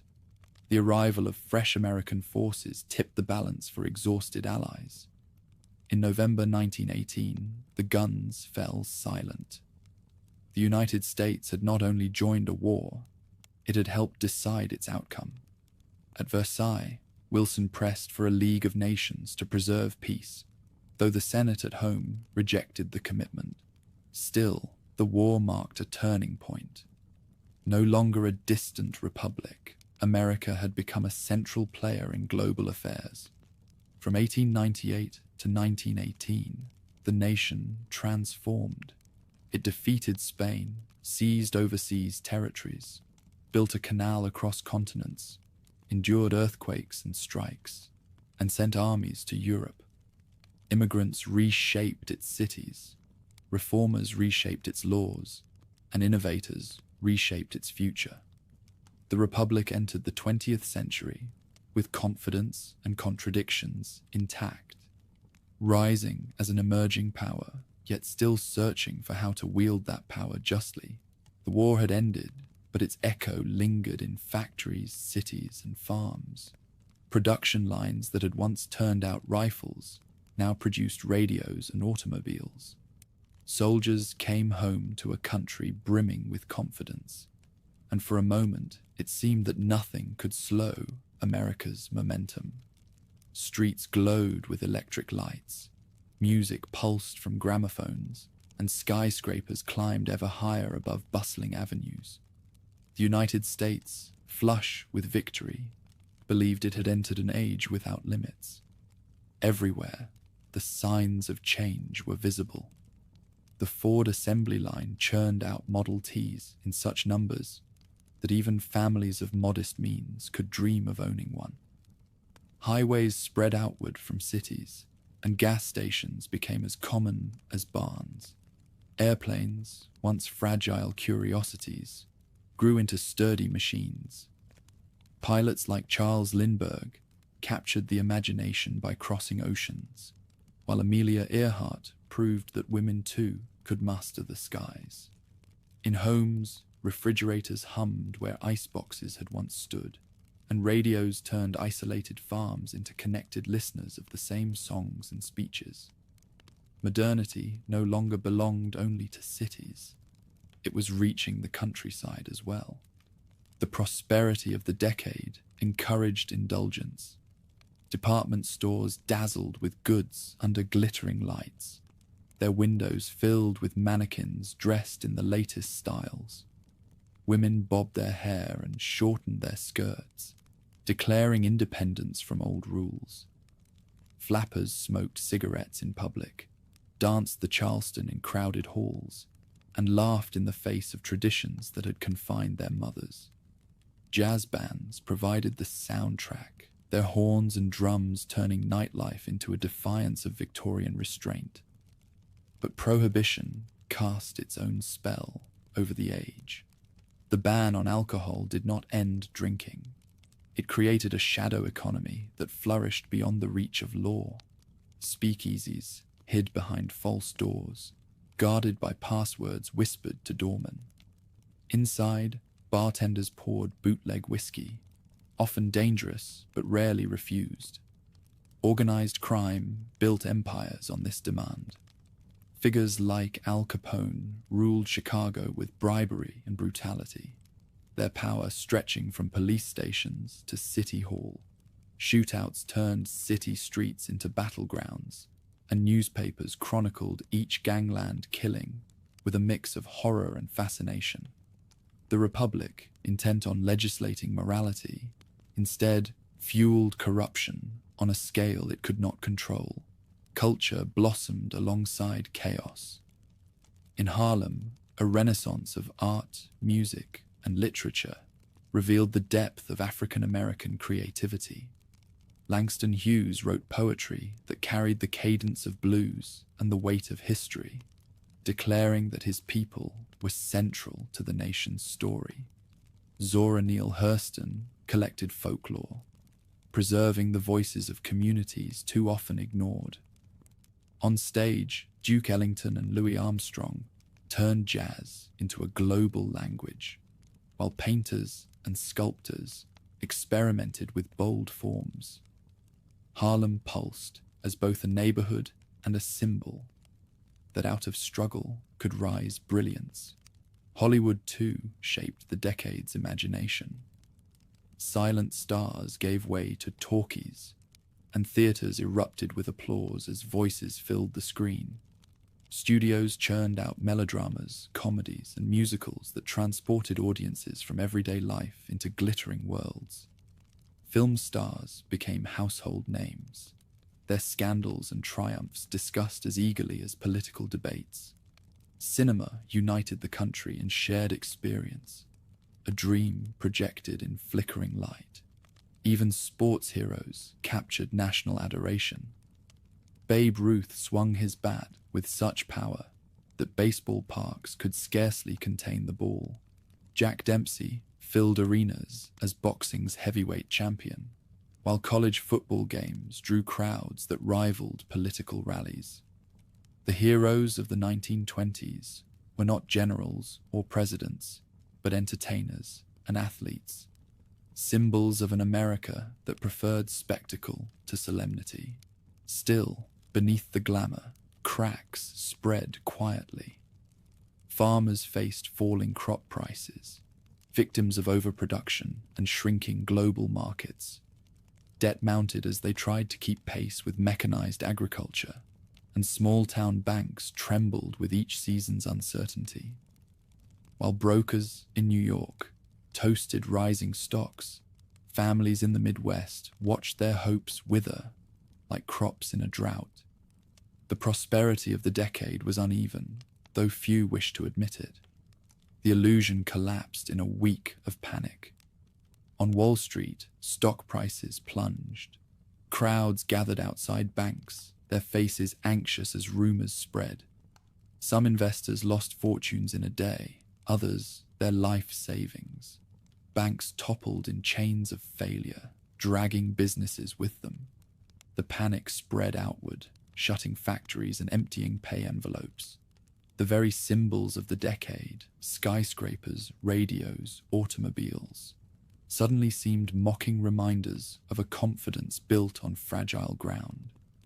The Great Depression was not a single moment, but a relentless unraveling. Bread lines wound through city blocks, men in worn coats waiting for a ladle of soup.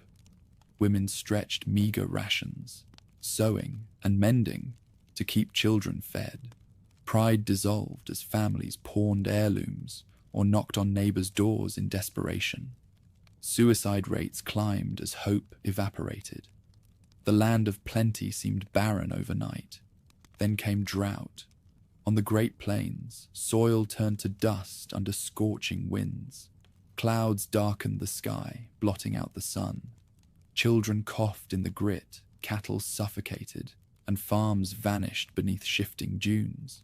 Families loaded possessions onto trucks, caravans heading west in search of survival. They followed rumors of work in California, only to find crowded camps and resentment. Photographers captured faces lined with exhaustion, images that became icons of endurance in an unforgiving land. Protest erupted in many forms. Unemployed men marched on state capitals, demanding relief. Veterans camped on the Mall in Washington, pleading for promised bonuses. Farmers blocked roads to prevent foreclosures. Songs, novels, and murals gave voice to the suffering, turning despair into collective memory. The nation, which had once danced in speakeasies and applauded jazz, now endured hunger and humiliation. Into this abyss stepped Franklin Delano Roosevelt. His voice on the radio carried reassurance into darkened homes, promising that fear itself was the enemy. The New Deal he launched reshaped the role of government. Young men planted forests and built trails under the Civilian Conservation Corps. The Tennessee Valley Authority dammed rivers, bringing electricity to valleys where kerosene lamps had once flickered. The Works Progress Administration paved roads, painted murals, and employed writers to record oral histories.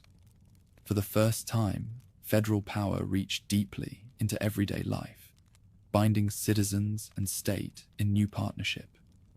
The New Deal did not end hardship completely, but it altered the nation's expectations. Government was no longer a distant arbiter.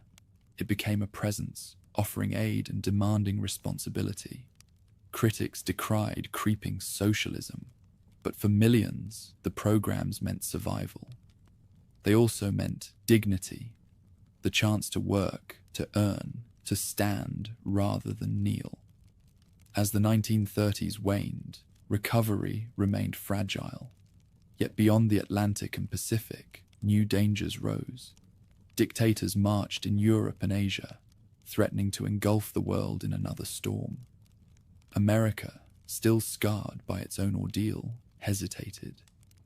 But the lessons of the 20s and 30s, exuberance and collapse, drought and relief, had steeled the Republic. The next part of the United States story would demand sacrifice greater than any breadline or dust storm, for a conflict was coming that would test not just prosperity, but survival itself. Through the 1930s, most Americans wanted no part of foreign wars. The memory of trenches, poison gas, and the long casualty lists of the First World War remained raw. Congress passed neutrality laws, and voices on the radio urged staying clear of Europe's quarrels. But as fascism tightened its grip, indifference became harder to sustain. Nazi banners hung over Paris after the German conquest, and bombers pounded London. Refugees spoke of horrors, while President Franklin Roosevelt warned that dictators threatened not only Europe, but freedom itself. He pressed Congress to send arms to Britain and China under Lend-Lease, edging closer to involvement, even as isolationists resisted.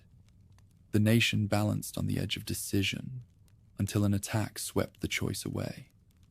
On a quiet Sunday in December 1941, Japanese aircraft roared over Pearl Harbor. Bombs shattered battleships, torpedoes ripped through hulls, and flames leapt skyward. The Arizona sank with more than 1,000 sailors trapped inside, while plumes of smoke darkened the morning sky. By the time the planes turned back toward the Pacific, the United States had suffered a blow unlike any in its history. Roosevelt, his voice steady, though grief weighed every word, told Congress the day would live in infamy. Within hours, war was declared. The transformation was immediate. Young men crowded recruitment centers, some lying about their age to enlist. Factories that had been idle during the Depression roared with life, their machines turning out tanks, rifles, and bombers in endless streams. Women poured into shipyards and assembly lines, welding steel plates and riveting aircraft wings. Rosie the Riveter, with her rolled-up sleeve and determined gaze, became the emblem of their strength. Families rationed sugar, rubber, and gasoline. Children collected scrap metal. Neighborhoods planted victory gardens. Posters urged unity. Loose lips sink ships. We can do it. In a nation fractured by economic despair only years earlier, war forged a sense of collective mission.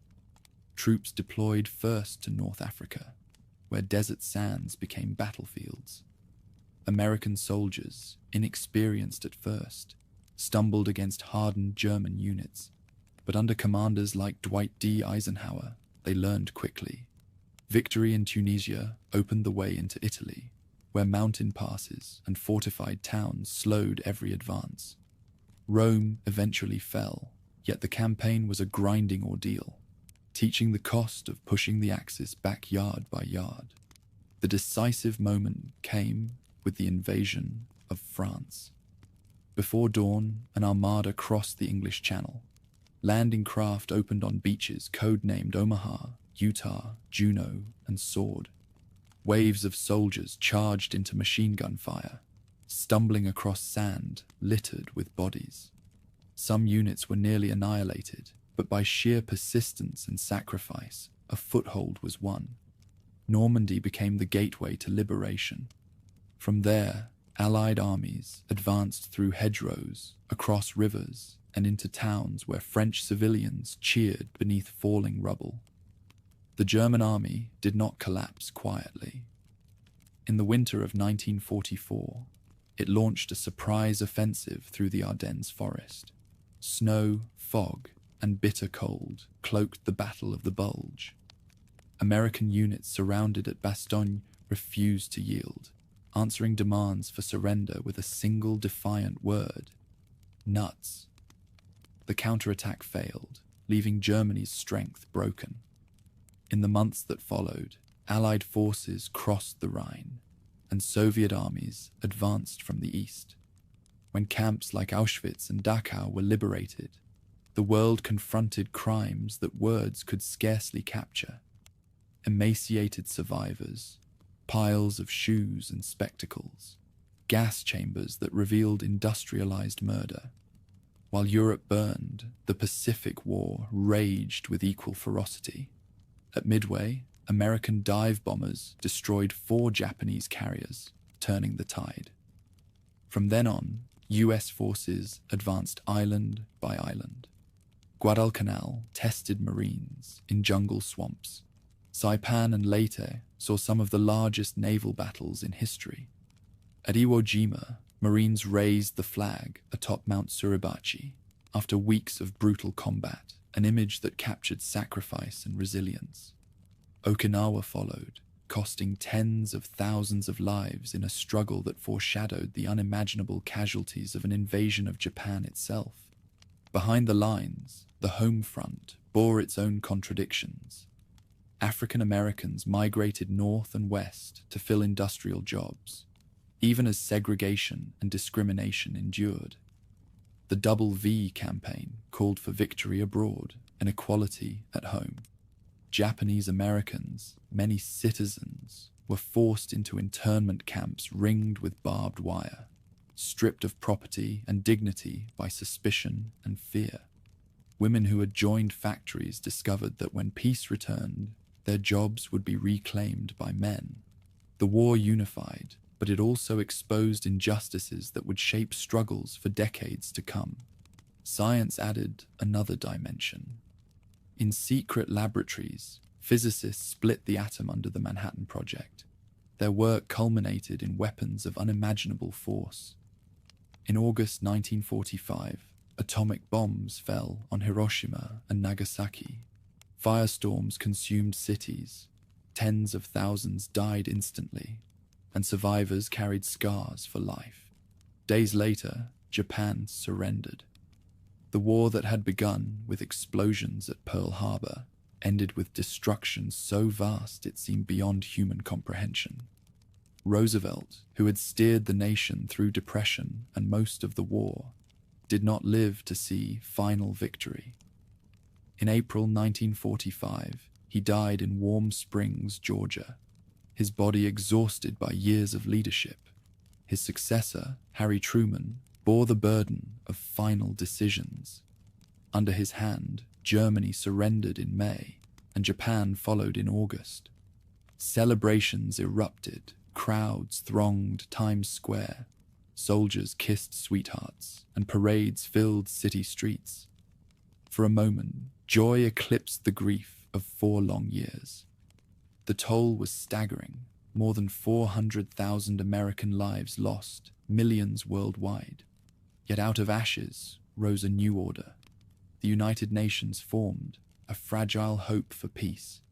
The United States emerged with its economy stronger than any other. Its military stretched across the globe, its influence unmatched.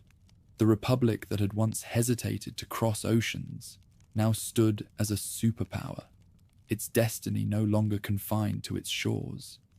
The war had begun with doubt and fear, with debates over whether America should involve itself at all.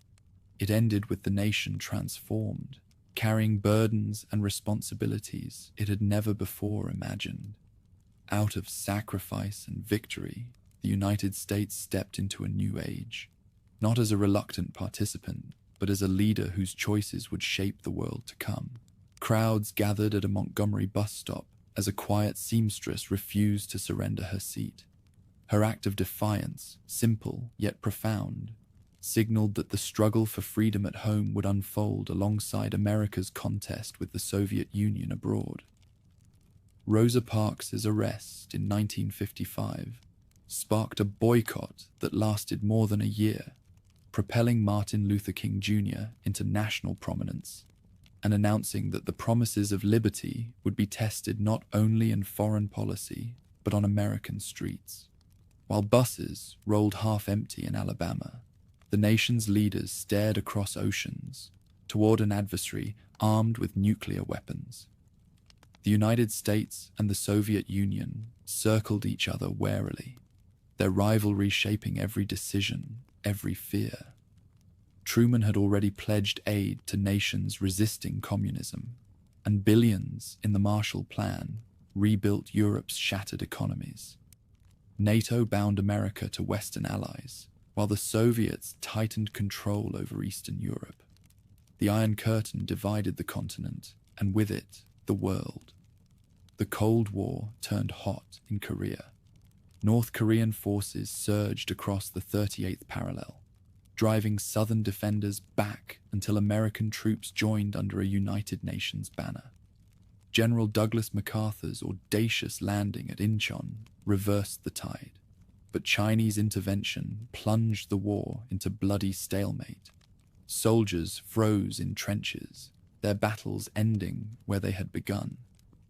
When an armistice halted the conflict, the peninsula remained divided, and the war's toll was counted in lives rather than territory gained. Back home, suspicion and paranoia seeped into daily life. Senator Joseph McCarthy waved papers on live television, claiming he held lists of communists embedded in government and society. Hearings dragged teachers, actors, and officials before committees, demanding they prove loyalty. Careers ended with a whisper of accusation. Families gathered around televisions to watch, caught between fear and disbelief. McCarthy's power collapsed when his bullying tactics were exposed, but the damage lingered, a scar of mistrust etched into the culture. Not all news was grim. Prosperity flourished. Suburbs spread across farmland. rows of nearly identical houses promising comfort for veterans and their families. The baby boom filled schools with children, while highways carried commuters to offices and shoppers to gleaming malls. Television sets multiplied, bringing sitcoms and news anchors into living rooms. For the first time, a shared national culture flickered on screens coast to coast. Even as families watched I Love Lucy, the struggle for equality pressed forward. The Supreme Court's decision in Brown versus Board of Education declared segregated schools unconstitutional, igniting fierce resistance in the South. Federal troops escorted 9 black students into Little Rock High School, facing jeers and threats from angry crowds. Each step they took was a battle in itself, proof that the Cold War's rhetoric of freedom abroad rang hollow if liberty was denied at home. Meanwhile, rivalry extended beyond Earth's atmosphere. The Soviet launch of Sputnik in 1957 shocked Americans, a beeping signal circling overhead that seemed to prove communism's scientific edge. Panic spurred investment in education and research, and within years, NASA was born. The space race became a new front in the Cold War. Each launch and orbit, both a technological triumph and a veiled reminder of the rockets capable of carrying nuclear warheads. When Neil Armstrong set foot on the moon in 1969, it symbolized more than exploration. It was a declaration of leadership, visible to the entire world. The 1960s magnified both promise and peril. In Cuba, Fidel Castro's revolution allied with Moscow, and US attempts to overthrow him failed at the Bay of Pigs. Soon after, spy planes photographed nuclear missile sites under construction. For 13 tense days, the world teetered on the edge of annihilation. Kennedy ordered a naval blockade. Soviet ships steamed toward confrontation. Only a last-minute agreement, removing missiles from Cuba in exchange for secret concessions in Turkey, pulled humanity back from the brink. At the same time, Vietnam became America's quagmire. What began as advisors supporting a fragile government escalated into a war involving 500,000 American soldiers. Helicopters ferried troops into jungles where guerrilla fighters vanished like shadows. Napalm scarred landscapes, villages burned, and casualty lists lengthened. At home, protests grew louder. Students filled campuses with chants. Draft cards were burned, and music turned into protest. The war divided the nation, pitting generations against each other, and faith in government faltered as leaders promised victory that never came. Domestic struggles broadened beyond civil rights. The women's movement demanded equality in workplaces and law, pressing for recognition long deferred. Native American activists staged occupations, demanding respect for treaties ignored for centuries. Environmentalists warned that rivers fouled by industry and air choked with smog threatened the nation's health. In marches, lawsuits, and lobbying, Americans insisted that democracy expand to include voices too long excluded. Even the presidency itself was shaken. Richard Nixon, who opened relations with China and pursued détente with the Soviet Union, resigned in disgrace after the Watergate scandal revealed corruption at the highest levels. Televised hearings exposed lies, tapes confirmed guilt, and public trust in leaders plunged. The Cold War continued, but Americans learned that dangers could come not only from distant rivals, but from within their own institutions. By the mid-1970s, the United States had traveled a path of triumphs and traumas. It had stared down nuclear brinkmanship, placed men on the moon, and passed laws that outlawed segregation. It had also endured assassinations, riots, scandals, and a war that tore its confidence apart. The Cold War endured, stretching from Berlin to Saigon. But the deeper struggle was within, to prove that democracy could remain resilient under pressure, and that the ideals promised in founding documents could be extended to all. Ronald Reagan took office with a smile and a promise that it was morning in America. His optimism cut against the gloom of inflation, gas shortages, and doubt left by Vietnam and Watergate. He championed free enterprise, cut taxes, and pushed deregulation, declaring that government too often strangled opportunity. To many, his words felt like sunlight after years of clouds. His presidency became known as a conservative revolution, one that reshaped politics for a generation. At home, the 1980s brimmed with both confidence and excess. Suburbs sprawled wider, shopping malls became cultural hubs, and Wall Street roared with ambition. The term yuppie, young urban professional, captured a new ethos of cell phones, designer suits, and relentless pursuit of wealth. MTV filled screens with music videos that fused fashion, rebellion, and consumerism into a single stream of influence. Personal computers began to slip into homes, hinting at a digital future not yet fully understood. It was a decade of spectacle and profit, but also widening inequality as prosperity left entire communities behind. Abroad, Reagan staked his presidency on standing firm against the Soviet Union. He announced a massive military buildup and unveiled the Strategic Defense Initiative, a plan to shield America from missiles with futuristic technology that critics dubbed Star Wars. His rhetoric branded the USSR an evil empire, words that electrified supporters and alarmed skeptics. Nuclear arsenals expanded, and the arms race reached heights unseen since the early Cold War. Yet behind the fiery words, diplomacy stirred. Reagan and Soviet leader Mikhail Gorbachev met in icy Geneva, in Reykjavik, and later in Washington. They clashed, argued, then shook hands on agreements that cut entire classes of nuclear weapons. Change swept faster in the East than anyone expected. Gorbachev's reforms loosened the Soviet grip, and satellite states began to slip away. In Poland, workers organized under solidarity. In Hungary, borders opened. In Czechoslovakia, crowds filled squares demanding freedom. The climax came in Berlin.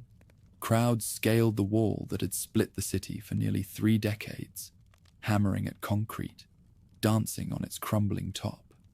East German guards, uncertain and overwhelmed, let people pour through. The wall fell, not with a single explosion, but with thousands of ordinary citizens chipping away at its tyranny. 2 years later, the Soviet Union dissolved. The Cold War ended not with apocalyptic fire, but with implosion, leaving the United States alone as a global superpower. The triumph stirred pride, but also uncertainty. What was America's role without a rival? The first answer came from the Middle East. When Saddam Hussein's Iraq invaded Kuwait, President George H.W. Bush assembled a coalition of nations and launched Operation Desert Storm. Bombs lit Baghdad's night sky on live television, while tanks and troops drove Iraqi forces from Kuwait in weeks.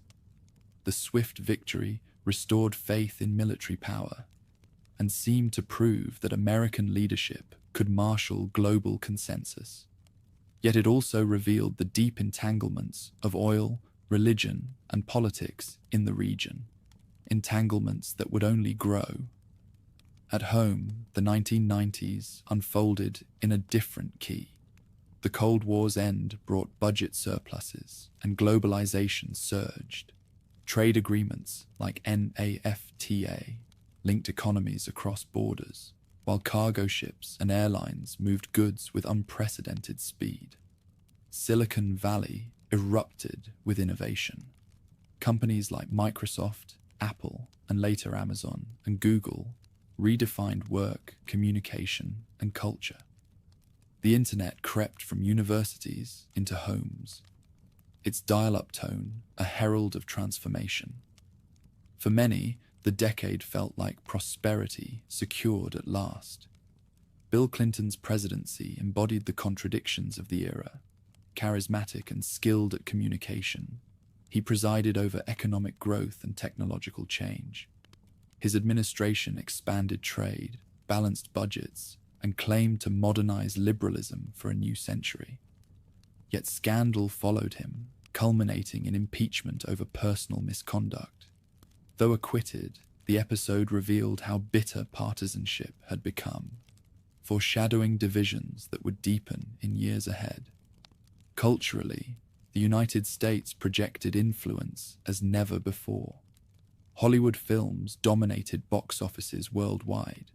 American pop stars filled stadiums from Tokyo to Johannesburg, and fast food franchises dotted every corner of the globe.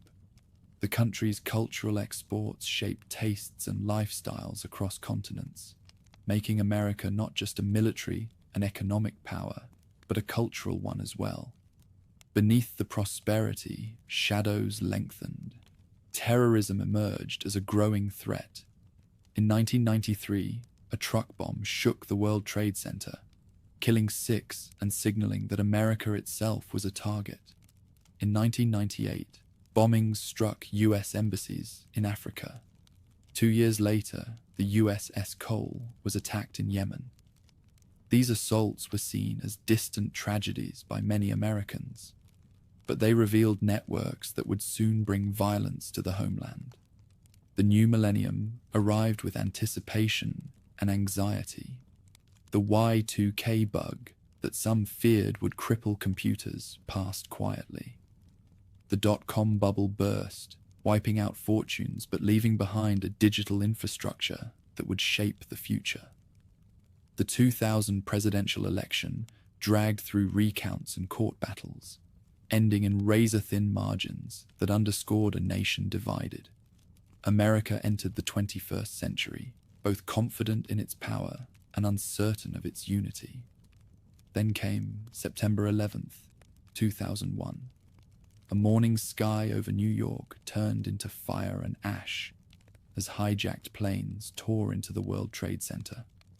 Another struck the Pentagon, while a fourth crashed in a Pennsylvania field after passengers fought back.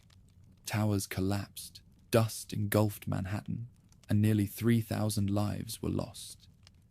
Television broadcast the horror in real time, searing it into memory.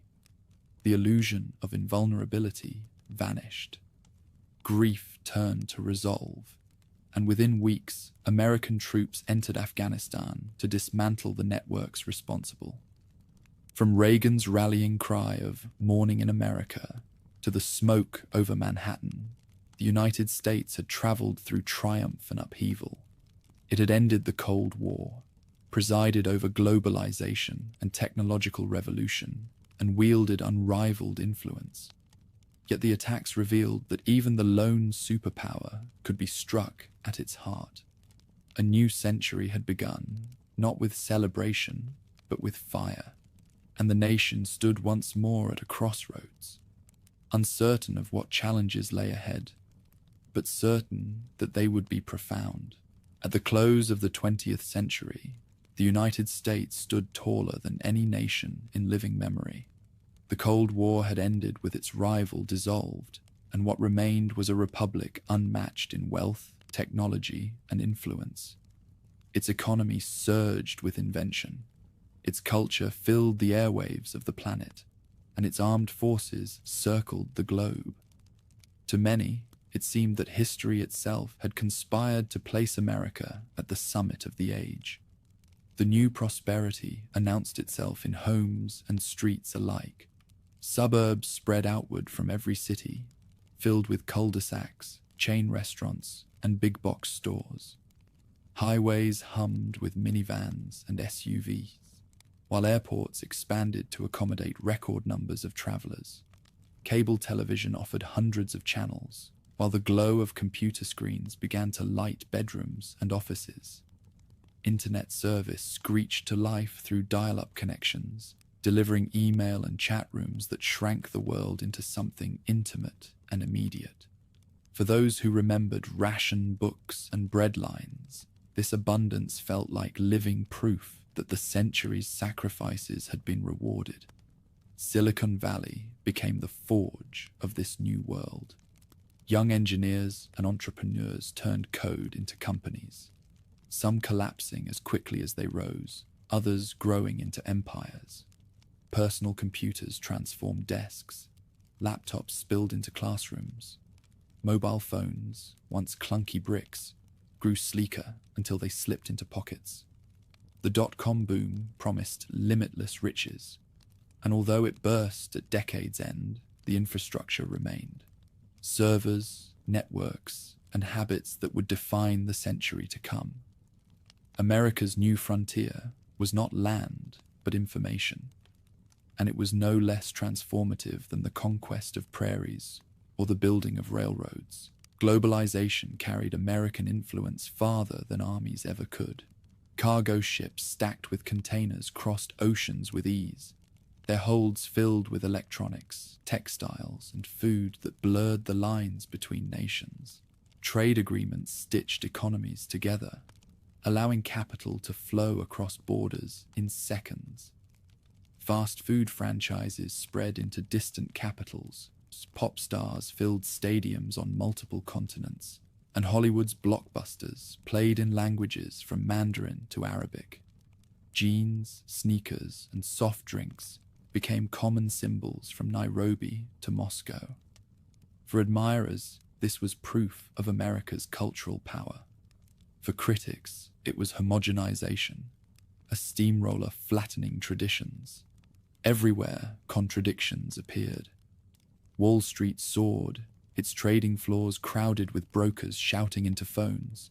But shuttered factories in the Midwest revealed another truth. Jobs once steady had fled overseas. Urban skylines gleamed with glass towers, while rural communities struggled with declining populations. Prosperity was real, but uneven, and even amid triumph, a quiet anxiety stirred about who was included and who was left behind. Politics reflected these tensions. Leaders spoke of a new world order and the dividends of peace, but partisanship deepened. The impeachment of a president after personal scandal demonstrated how rancor could overshadow even prosperity.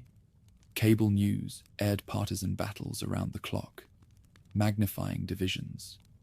On one hand, optimism reigned, unemployment low, budgets balanced, the stock market soaring. On the other, trust in institutions faltered as Americans wondered whether their leaders could rise above bitterness. Still, the broader mood leaned toward confidence. The United States commanded not only markets, but imagination. Its military, unrivaled, patrolled sea lanes and skies, enforcing security far from home. Its currency served as the bedrock of global trade. Its scientists launched telescopes that captured images of galaxies. Its athletes drew millions of viewers. Its authors and filmmakers set the pace of global storytelling. The reach of this single nation seemed limitless, stretching from orbiting satellites to the clothing worn by children across the globe. Daily life mirrored both triumph and uncertainty. Malls became temples of consumerism, while online retailers hinted at a future where shopping would no longer require leaving home. Schools taught children to type as well as to write, their assignments increasingly drawn from glowing screens. Air travel turned international exchange into routine, but also heightened awareness that the world's crises were never far away. Immigration enriched cities with new languages and foods, reshaping culture even as debates over borders sharpened. America was at once confident in its role as global leader and restless about what that role demanded. The millennium's arrival crystallized this duality. The feared collapse of computers at midnight, the Y2K bug, proved anticlimactic, but it underscored how thoroughly society had come to depend on technology. Fireworks erupted over skylines, celebrations filled time zones in sequence, and Americans cheered the dawn of the 21st century as if it were theirs to command. It seemed the Republic had conquered the century behind it and was poised to master the one ahead. But shadows lingered even amid fireworks. Terrorist plots abroad had already struck embassies and warships, warning that distant enemies might reach across oceans. Financial markets trembled with volatility as the dot-com bubble collapsed, erasing fortunes overnight. Diseases crossed borders faster than ever before, hinting that globalization carried risks as well as rewards. These were not yet defining crises, but their outlines lay on the horizon, reminders that no triumph lasts forever. To stand at the end of the 20th century was to look back at an extraordinary arc. A republic born of rebellion had expanded across a continent, torn itself apart in civil war, risen through industrial might, and endured 2 world wars. It had confronted depression, led allies to victory against fascism, and outlasted a rival superpower in a contest of decades. It had become the indispensable nation, its choices shaping the fates of others far from its borders. But it was also a country still searching to reconcile ideals with reality, liberty with inequality, wealth with poverty, confidence with humility. America at the millennium was both triumph and question. It was the giant of its century, towering above rivals, shaping culture and commerce with unrivaled force. Yet even as it stood dominant, it faced the same challenge that had haunted it since the beginning: how to live up to the promises set down in its founding words. Behind it stretched centuries of struggle. Before it lay the unknown. On the threshold of a new era, the Republic stood like a colossus, its head lifted toward the future, its past heavy at its feet. The 20th century had crowned it with power, but destiny remained unwritten. The next chapter, like those before, would demand sacrifice, imagination, and courage. America's story was not finished. It had only reached its latest turning point.